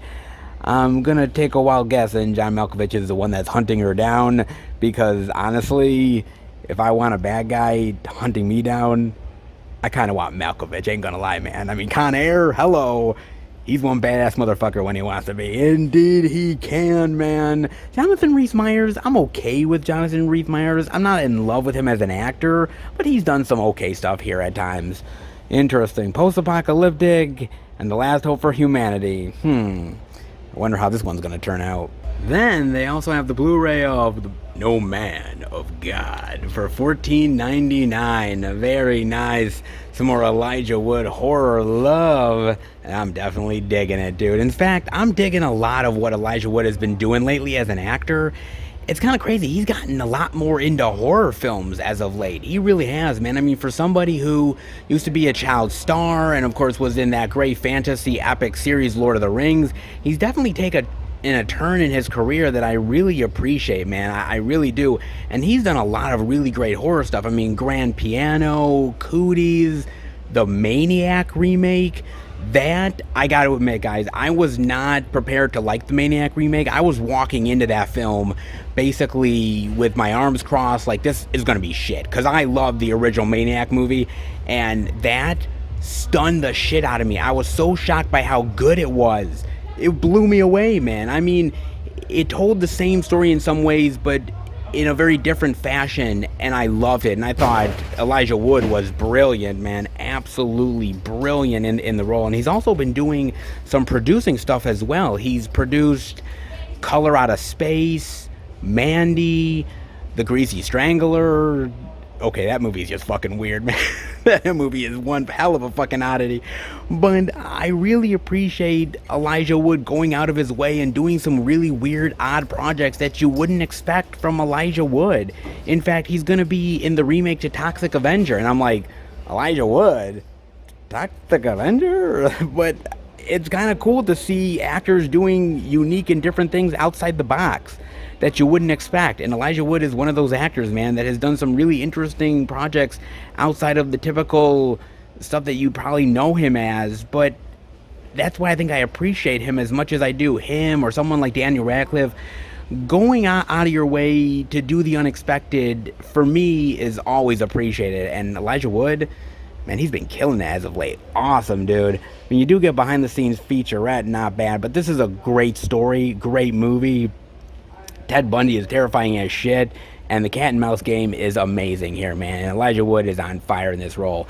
Man, Elijah Wood has been killing it as of late. More horror from Elijah? I'll definitely take it. They also have Needle in a Timestack, the Blu-ray digital for $15.99. Very nice. Love is drawn in the form of a circle. When it comes to time, it definitely does, man. Oh, nice. Great. You know, I've always been really fascinated with time travel and love, and how crazy and complicated and terrible consequences that can happen because of it. And there's certain movies that have definitely explored it, like Somewhere in Time with Christopher Reeves, Time Traveler's Wife, not bad. Also, The Time Machine. Yes, The Time Machine. What a great movie that is, man. The idea of messing with time to get back the one you love can change it all in terrible ways. Oh, indeed it can, man. I'm always really fascinated by that. I'm always fascinated by time travel in general, but time travel with a purpose is very interesting, man. Especially how saving one person's life can ruin the entire future. It is really fascinating, man, and this movie does it in an interesting way. I definitely appreciate it, man. It really does, and great acting, by the way, as well. Awesome, man. Really fantastic little indie movie with some good performances and a little time travel consequence love. Something I do dig. Clarice. I ate her liver with some fava beans and a bottle of Chianti. Oh man, season 1 of Clarice for $28.99. Oh man, I didn't know that came out this week. That is cool. I never got a chance to see this, but it kind of intrigued me because I love the character of Clarice and the psychology of her and how she's a very damaged and messed up character, and how now that the veil has been lifted and now she's had to deal with Lecter, the aftermath of that. I think that's cool, man. It's a great idea and a great concept, and I would definitely be interested in checking this one out, man. I'm a huge fan of Silence of the Lambs, huge fan of Jodie Foster playing that character, but I also really love the character from Hannibal. I think what they did in Hannibal with her, a very grizzled Clarice Starr, somebody who has been through the ringer many, many times and that's been beaten down both physically and psychologically. So it's kind of cool to see a series that is sort of in between that, in between the young innocence from Silence of the Lambs to somebody who was beat down in Hannibal, and connecting the two. That would be kind of interesting to me, not gonna lie, man. That would be really, really cool, dude. Unfortunately, I think they kind of canceled this show, didn't they? Like, they only did like one season, and I think it's already been cut, which really sucks, man, because I heard really good things about it, that people really dug it. But isn't that always the case, though? I mean, seriously, something that you really love ends up getting canceled way too early. the same shit happened to Firefly and Dark Angel and the Terminator Sarah Connor Chronicles. I mean, Jesus, man, just when you start to like something, they take it fucking away from you. Seriously, man. Ah, damn. But I'm always up for some very interesting connections with Signs of the Lambs and Hannibal Lecter, and I think we kind of need to explore Clarice. I mean, we've explored Hannibal to death, to be honest with you. We really have, but we've never really explored Clarice as much as we really should. That chick is really fascinating. Maybe not as fascinating as Hannibal, but she's definitely got some demons inside her closet, and I would definitely be interested to dive into it. I would indeed, man. I heard good things. Gotta let me know how it is. Might be short-lived, but still might be worth watching. Definitely gotta let me know, guys. Ooh, they also have The Haunting of Bly Manor for $32.99. Yes, look at this. Came out last week, but hey, we're just seeing it now, and I'm damn glad for it, man. Nice. A little Netflix love finally coming to physical media. Nice indeed. Oh, yes. I got a chance to watch The Haunting of Bly Manor on Netflix, obviously. And I watched it mainly because I watched The Haunting of Hill House, and I love The Haunting of Hill House, man. That is some scary shit. That really is, dude. Holy shit, was that really effective, man. I love the hell of that. So I'm like thinking, more haunting? Like, I've gotta get it, man. And basically it is about this au pair who ends up going into this house, babysitting, and all of the secrets and gothic chaos that happens from there. You know, I will say this much. I did like this series, but I think I liked Haunting of Hill House better. I think there was better scares. I think there was better characters.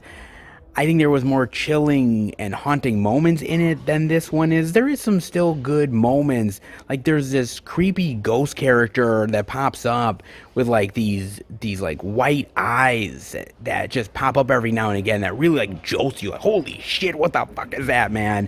There's some really great scary haunting moments in here, but I don't quite know if it beats Hill House, though. It's hard to beat Hill House because Hill House was so damn good. I mean, Bly Manor has its moments, some really great character actors in here, acting overall, some good atmosphere, but I think Hill House succeeded better, in my opinion. I honestly do. I think they succeeded better in the scares and the characters and the quiet silence. I think they did. This does it well, don't get me wrong. There's some really great effective moments here, and I really appreciated it, but not as much as Hill House. Still good, and if you like some madness, haunting quality, definitely up your alley. And I have to say how much I love Mike Flanagan, man. I mean, even lesser horror stuff is still good horror stuff from Mike Flanagan. He is one of the better names, modern horror names, as far as directors and producers and writers, creators of horror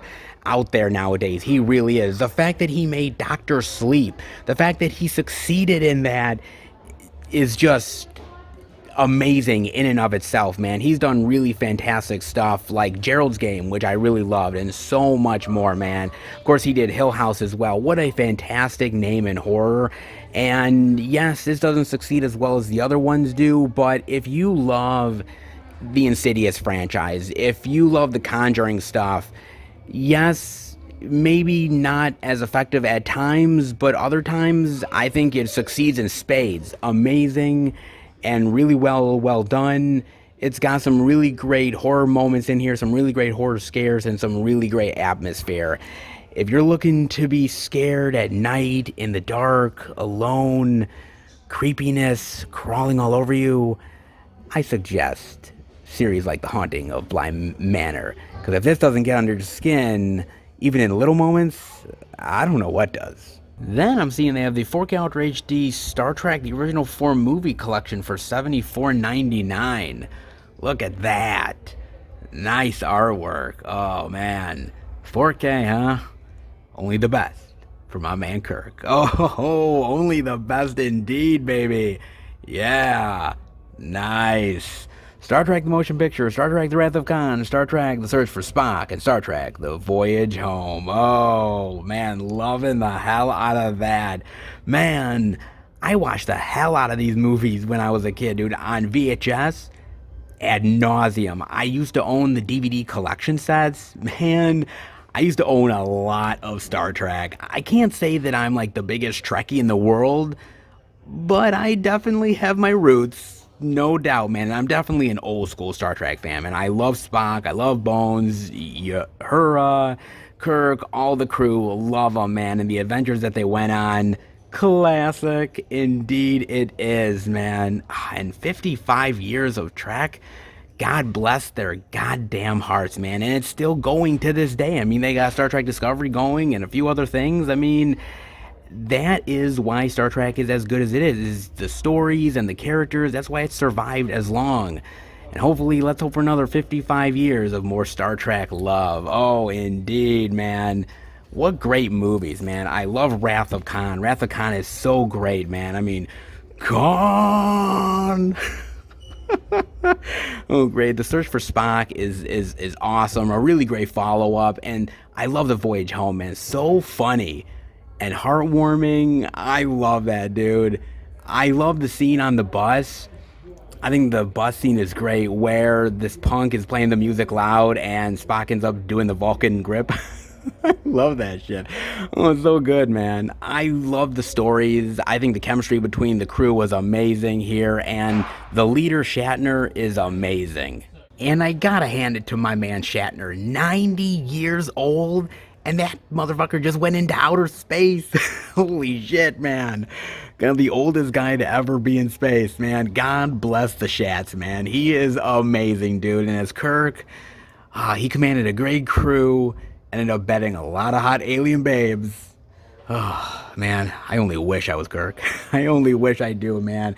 I mean, the movies are really great. Yes, some are better than others, but I just really love the chemistry between all of them. And I think that Roddenberry's original vision, this crew definitely embodied it in a big bad way, man. I think the most underrated out of all of these is definitely Star Trek the Motion Picture. So good, and it totally deserves way more love than it actually gets, man. I think Star Trek the Motion Picture is way better than really people give it credit for. Yes, it's not the most exciting Trek of all time, but it's very much a thinking man story, and definitely getting the crew back together, which I really appreciate, man. I actually think all of the Star Trek movies from the original crew is really good. Even part 5 when they're like in the search for God or some shit. Even that one has its moments of being good, man. But man, I miss old school Trek. I mean, as much as I know a lot of people dig the new school Trek, it's the old school Trek, which is just as damn good, and I appreciate it way more, man. I really do, man.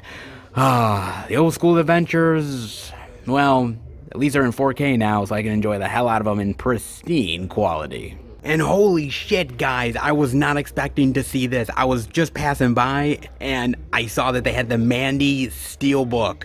Yo, Blu-ray DVD for $12.99. That's a steal. Holy cow, look at this. Oh, so good. Oh, man. Nicolas motherfucking Cage, dude. This movie. Man, so John came to me recently and asked me about Mandy, right? Because he's never seen it before, and he loves Nicolas Cage, and he wants to give it a try and watch it. And he asked me, how is it? I'm like, dude, this is a wild, crazy ride, man. I said, the first half is kind of a slow burn. It takes its time. It builds up. But, man, the second half is so batshit nuts and crazy. Dude, you can't help but love the madness, man. You really can, man. Weird, crazy friggin' monsters. Nicolas Cage has as his most crazy, wild psychoticness. I mean, come on, man. How could you not love this thing? This is amazing, dude. I mean, this is one of the most crazy, wild rides I have ever experienced, man. I didn't know where the movie was taking me. I didn't know if I was going crazy or fucking Nicolas Cage was, or we both were. Man, this is like a wild, crazy fever dream in the best way possible, man. I told John he's gonna love the shit out of this, man. He really is, dude. Oh, so good. This is amazing, man. The Steelbook for $12.99, that's a goddamn steal, dude. So good. Oh, man, that is sweet.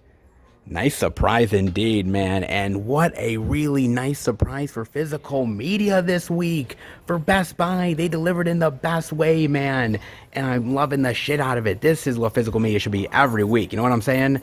Not bad at all. Let's head out. Best Buy pretty much delivered, baby. It truly did, man. Wow. What a hell of a turnaround from last week. I mean, come on.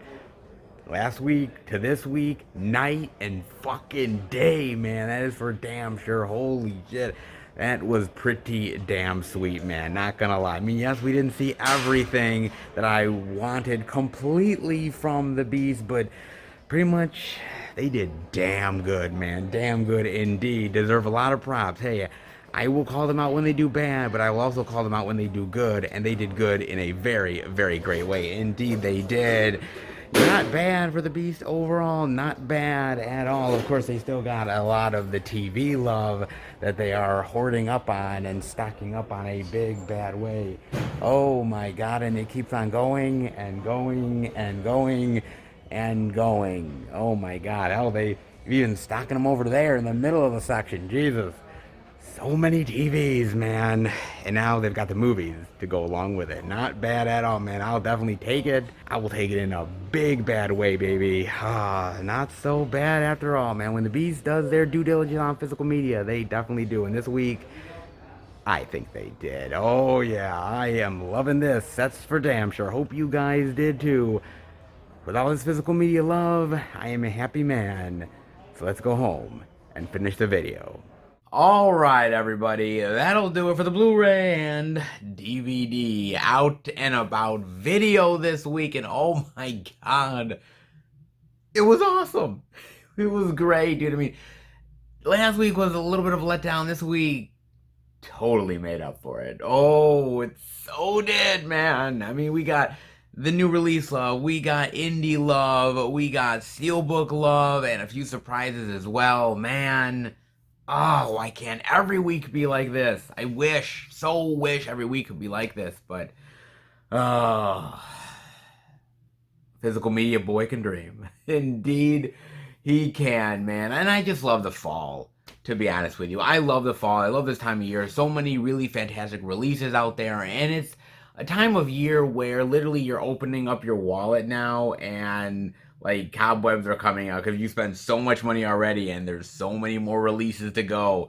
Fall has such great titles and such great releases every single year, and the weeks like this prove that, oh man, if the stores have it, I'll definitely show it off. I will, man. So good. So impossibly good, man. And take advantage of it, because it doesn't last forever. So definitely take advantage of all that physical media love. I hope you picked up something good. If you did, definitely let me know. As far as I am concerned, man, yes, I did pick up some titles. Of course I did. You guys think I wasn't going to pick anything up? Come on, man. Over at Best Buy, I picked up one of the major new releases this week, and one that really surprised me, actually. And that is none other than The Night House. Oh, yes, The Night House, baby. Man, I really love this movie. You know, there was something about the synopsis and the trailer that I saw and everything that I was like, I really think I might like this, but I knew it was like a ghost story. I knew it was like a few other things that I had seen previously, and I'm like, maybe I'm gonna like it, maybe not. But once I really got into the film, it's got great creepy atmosphere factor. It's got a really great story, a very headstrong woman, and a lot of great messaging, not only about, losing the one you love, but also about depression and about fighting these sinister urges that you have within your mind. It's so fantastic, and it doesn't wrap everything up in a perfect little blanket at the end of the movie. There is still mystery, there are still things left hanging, but I like that. I like that it's not in this nice, neat package that is easily digestible. And for me, movies like this really make you think, really get your mind going. And I really love that, man. And this movie is great. I mean, the acting is great. The scary, creepy factor is there. It's got everything, man. And it's a really great movie. Way, way underrated. But man, it's one I think that people are gonna find years from now. And I do believe there are movies like this where they're not instantly hits exactly. Like no one's going out of their way to really like get it outside of, the really hardcore fans, but slowly but surely I think over years people are going to find it, people are going to talk about it, and it's going to be one of those movies that will get appreciated in years time. I do truly believe that, man. And what a wonderful film. Definitely one I wanted to pick up in a big bad way. The Night House. Damn glad I got that one, guys. I also was at Best Buy, and here I am looking around, and I'm like, this? I'm like, oh man, I was not expecting this, man, and that was cool. Sometimes you luck out finding a movie that you wanted in steelbook form for a great price. Shit, I'll take it. And that is none other than Mandy. Oh, look at this. Mandy has all that steelbook crazy weird horror love, man. Oh, so good. That's a great steelbook, by the way. Whoa, that's awesome. Damn, dude. There is certain movies out there that are the purest definition of madcap, crazy, what the fuckness. And Mandy happens to be one of them. It really does, man. And it's just this slow descent into madness and craziness. And when it really starts to pick up and really starts to go batshit insane, it just never lets up, man. And this is one of those movies. Nicolas Cage is awesome in this flick. He's great. This movie is just such a weird, mind-bending, violent but yet hauntingly beautiful at the same time, man. Just crazy wild ride that I love the hell out of, man. I really do.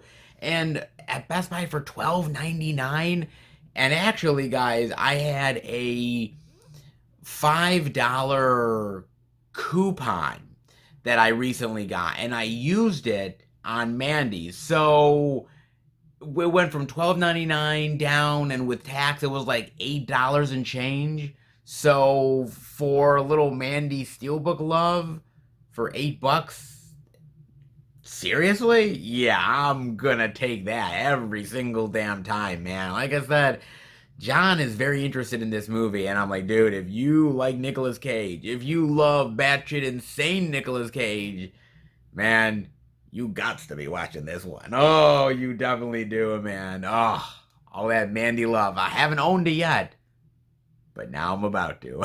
Oh, it's going in the collection, baby, in a big, bad way. Oh, that's not it yet, guys. I still got a little bit more love from Orbit DVD. Oh, indeed, I did a little Orbit love. Never heard nobody. They're getting in some great stuff, man. And I gotta take advantage of it. I'm not gonna lie, man. So I did, because you gotta remember, and this is a very important one, guys. Dead men don't wear plaid. Oh, indeed they don't, baby. Steve Martin from Kino Lorber. Oh, man. Oh, Carl Reiner, Rachel Ward. Oh, man. Oh, this is great. Damn, dude. So, a while back, in the out and abouts, I was at Target, and they had this Steve Martin box set, and I was showing it off, right? I was showing off the Steve Martin box set, if you guys remember that. And one of the movies that it had on it was Dead Men Don't Wear Plaid. And so here I am looking at the box set and looking at the title and thinking, I have never seen this movie. And I am a good size Steve Martin fan. I love Steve Martin and most of his movies. And to think that there's a movie out there that I didn't know existed, that really intrigued me, man. So I started looking up the trailers. I'm like, oh, cool. This is like a neo noir detective comedy in black and white, no less. I'm like, this is nuts. How have I not heard of this thing? And so I'm assuming this is obviously not one of Steve Martin's more popular movies.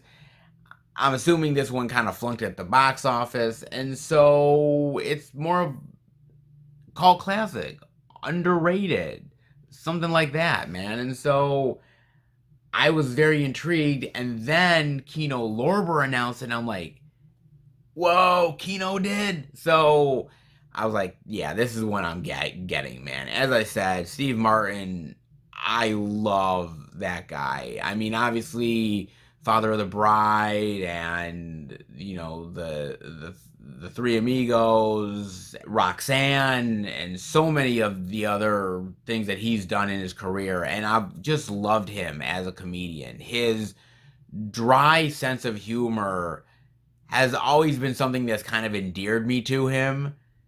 And it's movies like The Jerk and many others that kind of are like, okay, this guy, he has humor that maybe not everyone appreciates, but I appreciate it, man. And I love how he plays sort of the goofy, ridiculous, over the top guy, but he plays it in a relatable way. Not every comedian is able to do that, man, but Steve Martin is, and I really appreciate that, man. So this one I had to pick up. I don't know about the movie really, other than neo noir comedy. I love Steve Martin, and I'm willing to give it a chance, man. I mean, it's Kino Lorber. I love Kino. I love Martin. So this is an easy buy for me, man. I know I'm gonna like it though. I really do know I'm gonna dig this one. Oh yeah, Steve Martin. Of course I'm gonna dig it. Indeed I will. But that wasn't it from Orbit. I got one more thing, guys, and this one is one I very, very much wanted. Oh, a little Vestron love. Oh yes, baby. When I get Dementia 13. Oh, yes. I got it, guys. Oh, man. I really wanted this. And the main reason I want this is because of Francis Ford Coppola. I have said many, many times before, Francis Ford Coppola, I'm a huge fan of. I love him as a director. He's probably one of my favorite directors. Top 10. Easily top 10. Love, love, love him as a director. And I never knew this film existed. I didn't. As much as I love certain actors or directors, there is movies that go over my head. There are certain movies that go under the radar, and Dementia 13 happens to be one of them, man. So when Vestron announced this, I was like, this is crazy. I've got to get this, man. And I was going to originally get it over at Best Buy, and they did have copies. If you remember the week that this came out, Best Buy did have them, and I showed it off. But the slipcovers were all fucked up. And I'm like, oh, God. I mean, I could buy it, but the slipcovers are all messed up. And if I'm paying for the price of all of this, the packaging and everything, I want a good slipcover to come with it. So I held off. I said, okay, I'm going to wait. And then Orbit got some in, and I'm like,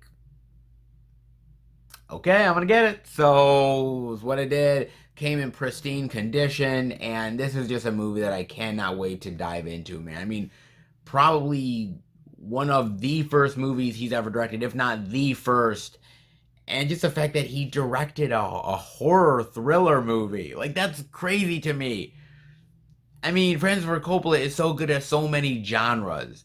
The Godfather, Apocalypse Now, obviously The Conversation. I love later movies that he did, like The Rainmaker, and of course, Bram Stoker's Dracula. I mean, that guy can do horror, but I didn't know that he did it previously like this. And so this is really cool. This is just one of those great unknown gems that I love when a boutique label does these ones. Like Vestron or Arrow or Scream or a lot of these other companies that do these unknown gems and put them out into the public consciousness. And I'm so glad this is one of them, man. This one I am definitely up for in a big bad way, man. Francis Ford Coppola rarely ever disappoints me, and I'm dying, no pun intended, to definitely dive in, man. Oh, so good, man. So yes, I did my due diligence this week as a physical media lover in a big bad way, guys. I think I did pretty well. And before I let you guys go, I'm kind of interested in talking about this. So, if you haven't been keeping up with physical media news, and why wouldn't you be? But if you weren't, Synapse Films is releasing The Kindred later this year. Now, this film is very, very highly anticipated by a lot of horror aficionados, genre fans, cult fans, you name it. This is a title that Synapse has been working on for a very, very long time, for years, trying to perfect this to the best possible position that it can be. The best picture quality, the best audio quality, special features, you name it. They want to make the best they possibly can because they know that this is a title that is much beloved by a lot of people. And so they've gone out of their way to do that. And they finally announced all of it. They announced that they're doing a steelbook. They're doing a Blu-ray steelbook of this. And it's going to cost upward to $60 to $70, depending. And man, people are really, really hating on Synapse for this one, guys. I mean, for many reasons. One, the fact that it's not a 4K. A lot of people have been really bent about that. Well, it's not 4K, but yeah, you're charging $60 to $70 for this. It's a steelbook, but what if we don't want the steelbook? Why can't we get a regular edition? But we may get a regular edition if the steelbook sells out, but there's no guarantee that there's ever going to be a standard edition. And these sort of mind games back and forth about, well, maybe we may do a 4K in the future, we may not. We may do a standard edition, we may not. Regardless, if you want it, you're going to pay $60 to $70 for it. And they are getting pounded by a lot of people, man. And a lot of people have said, well, look, if it's not 4K, I'm not going to buy it. Right? Why should I buy a movie in Blu-ray when there's 4K quality, right? Okay, that's one thing. There's also right now pre-orders going on for the third part in the horror documentary In Search of Darkness, which will come out sometime the end of next year. But they're doing pre-orders for it now. And they're doing pre-orders for the Blu-ray. But there's a lot of fans, and I've been looking at the comment section on Facebook for a lot of the In Search of Darkness posts. And a lot of people are pissed about this because they're like, why am I pre-ordering the Blu-ray? Why isn't there a DVD available? I've gotten the DVD, the other two parts, and I want that. If I can't get the DVD, why should I buy it? And so fans are pissed about them not offering a DVD option. Okay? So on one hand, one company is getting shit on because they're not supplying a 4K. And you're paying all this money for a Blu-ray steelbook when you want something more. Another company is getting shit on because they're offering a Blu-ray, but people want the DVD. What is going on exactly? I mean, seriously, because there is a lot of people out there in the comment sections with Synapse where they were like, well, it's not 4K. I'm not going to buy it. And I'm like, oh, come on, man. Are you really being snobbish over this? Seriously? I don't know, man, because my problem with that, right? And I get in some ways where they're coming from because Synapse can do 4K, right? They did it with Suspiria, and it was beautiful. And they can, but should they? Because you also have to think about this 4K costs more money. It costs more money to produce, and of course, the discs, and obviously all that goes into that, right? You can do that with certain titles, like name recognition titles, like a Suspiria, where you can already put out a Blu-ray of it and a lot of other editions, but you can also put out a 4K and you know that it's going to sell. Not every title deserves or needs a 4K edition. And I don't want everyone to get a 4K edition. I think some 4Ks, don't benefit the movie. And even though Synapse can do it, I don't know if they thought the gamble was right for the Kindred. They did a deluxe edition with a lot of special features, and they did this great steelbook, but they know that if they do a Blu-ray edition, as long as they clean it up and it's perfect as far as how Don May Jr. wants it to be, and we know that Synapse does an amazing job regardless. Whether it's Blu-ray or 4K, you know that when you look at that picture quality, it's pristine, and you know you're getting top-notch work. And so you know that it's worth the money to pay because Synapse puts in the effort. But they thought, look, we want to try to sell this, but we don't think that it'll sell as much as 4K. But you also have to remember that with those rising costs of putting out 4K, which means that instead of paying $60 or $70, you're going to pay $80, $90, upwards to $100 for this because there's just so much effort to put in on a 4K that a lot of these boutique labels are going to upcharge the price in order to get their money back in producing it. So when you say 4K, when you end up putting it out there into the world of like, well, if it's not 4K, I'm not going to buy it. Well, that's fine, but you have to think of how much they're going to eat the cost. And that they literally have to upcharge you like a motherfucker in order for them to make it worth their while to do it. Certain titles they're able to do that with.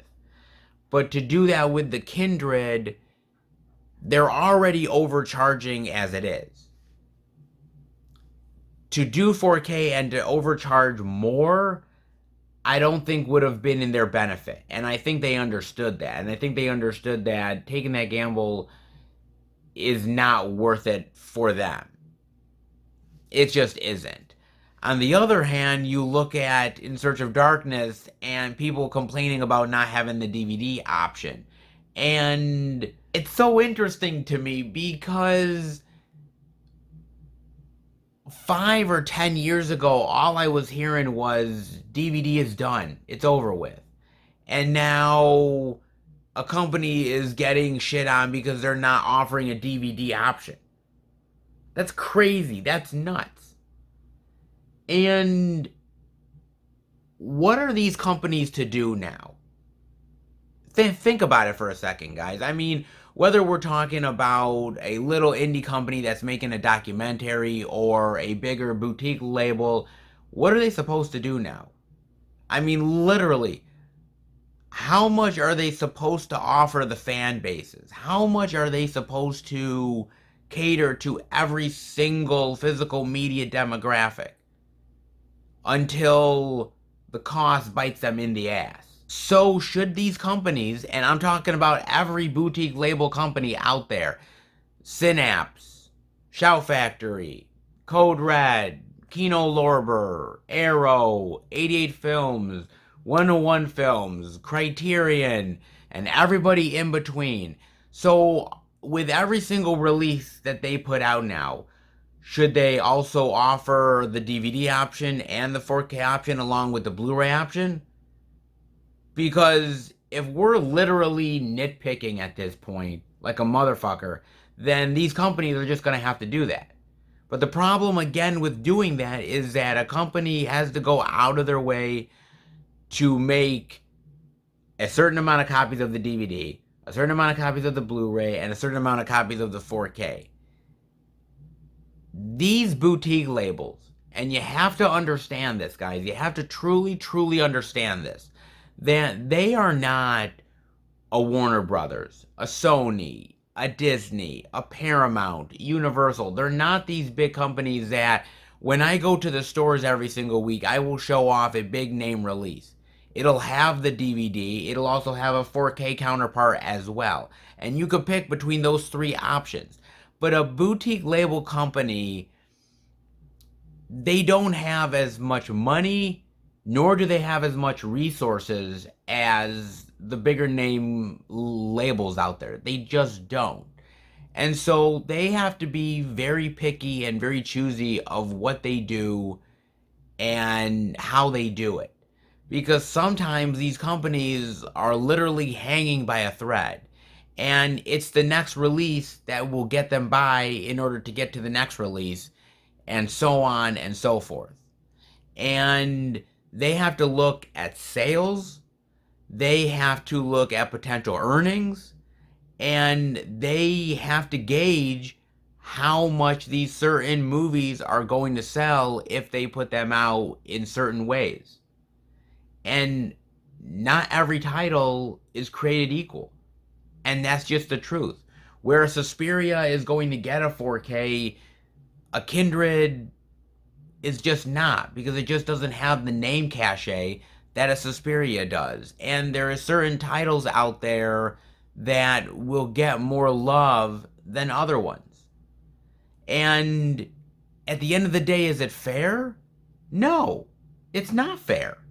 In a perfect world, every single release would get every single type of edition. DVD, Blu-ray, 4K, VHS. Fuck it, we'll do a Laserdisc as well. Yeah, who the hell cares? I mean, everything would get it. But unfortunately, these companies are binded because they're only able to go so far with certain things. And some companies, I hate to say it, are left out to dry. There are certain titles where they thought, oh, it was going to sell a lot, and then it sells very little. And some where they didn't think it was going to sell a lot, and it sells big. I've literally heard podcasts with the guys who do the whole Scream Factory stuff, and they've ended up talking about how, well, we couldn't move a lot of units of this, and this title ended up selling much more than we thought it was, and whatnot. Because in order to supply the littler titles, you need to produce the big name titles in order for these other ones to exist. And a lot of people don't understand that. They complain about these boutique labels doing, oh god, we're doing another edition of this movie, and we're doing another edition of that movie, and oh geez, why can't we do something new? Because those editions sell. And in order for them to get to that little smaller title that you're interested in, that you want them to put out, they need to put out a Child's Play. They need to put out another Suspiria release. They need to put out some of these titles in order for those titles to finance the smaller ones. And so, unfortunately, it's a vicious cycle. And there is no right or wrong answer here. But at the end of the day, these companies are doing the best they possibly can under extremely tough circumstances. Because every single title could potentially be their last, right? Because there's always a potential for these titles to bomb, and that nobody is interested in buying them, and they're gonna sell very little. And that means that that title couldn't pay for this title here. So you don't get this one, where if this title had sold better, you might have gotten this smaller release. And these boutique labels have to be a little bit more pickier and choosier than the bigger name, Universals and Disneys and you name it, because these companies don't have the backing to literally supply every type of format out there to the general public. They just can't do it, man, because at least with Universal and Warner Brothers and all these other companies, they have movies that are coming to movie theaters. Those are making money, putting money back into the pocket, so that of course they can put out the physical media titles, which then will sell a decent amount, which then will fund the next thing and the next thing after that. So they always have money coming in a big bad way. Yes, they're spending a lot of money, but they're also getting a lot of it back. You can't always say the same for these smaller labels. You just can't, guys. And there's a lot of reasons for that, whether it's licensing or the fact that they're not perfect and they make mistakes, whether it's with the picture quality or sound issues, replacement discs, products getting damaged and them having to refund people, sending the wrong things. I mean, companies sometimes do a lot of flubs, and these flubs get them in trouble. And in order to make up for that, they need to sell more of these other products, which means, well, geez, we need to sell more in order to finance the other movies we want to do. So, well, I guess we're gonna put out some steelbook editions, or oh, I guess we're gonna have to do some 4K stuff here there to sell this stuff, or hey, we gotta do deals and sales, because if we do sales, then we'll get more money and we could charge like $5 less and call it a sale. Like, whatever these companies are able to do, they're going to do, guys. And it's not perfect. And it's extremely messy. But before you go out of your way to hate on these companies, and yes, some of these companies deserve a lot of hate, okay? So I completely understand. Some deserve more than others, and us as fans deserve the best possible quality because we pay these prices, right? Because these boutique label releases, they're not cheap, all right? It's not like, they're like $19.99. Shit, I wish some of these titles were $19.99, man. Hell, I'd save a lot of money doing that. But no, they are $40, $50, $60, $70 or more for some of this stuff. And at the end of the day, you gotta like open that wallet and and just sort of take whatever, change you can out of all the fucking cobwebs. I get it, man. I get that us paying all this money, you want the quality, you want the best that you can get out of this. I understand it. And you're not wrong. But just understand that these companies, they have to make decisions. And trust me when I say that they look at every angle. They go and look at how much this title sold 5-10 years ago. And what can they do now to make it worth a potential customer's desire to want to buy it, right? Well, okay, if this title sold 3,000 units, why did it sell 3,000 units? And what can we do differently to maybe sell more? And so everyone's out to make money. Duh. Okay? Everybody is. So you can't fault them. You expect the best out of them. You expect better. And when they don't, you call them out on it, as you rightfully should. But just know that these companies are trying to go out of their way to make decisions that are going to benefit them, and that essentially is going to help their bottom line and will also further end up helping them release other things that fans want in the future. Yes, we all hope for every release to get the 4K love. Yes, we always hope that, for all the DVD lovers out there, and there's a hell of a lot of you guys out there that, well, we get the DVD option as well because, hey, I don't want to own a Blu-ray. I don't want to own a 4K. I just like my DVDs. Unfortunately, we don't live in that perfect world, guys, and it's just the honest to God truth of it. We just don't. And so we take what we can get. Good, bad, ugly. It's never easy, and there's always going to be some sort of disappointment at the end of the day. But just know that these companies are trying their best. And sometimes it's trial and error. Sometimes it's pure greed. Sometimes, most of the time, it happens. But I think there's good intentions out there for a lot of these people that are putting these releases out because they really do care about them. And they really do want to put them out to the masses because they're just as much fans as we all are. And we want to own this stuff, and they want to make this content worth owning. Okay? But there's a lot of decisions and factors that go into that. So just understand that, guys. It's not all peaches and cream, and that there's a lot of times when the things that we want, we don't always get.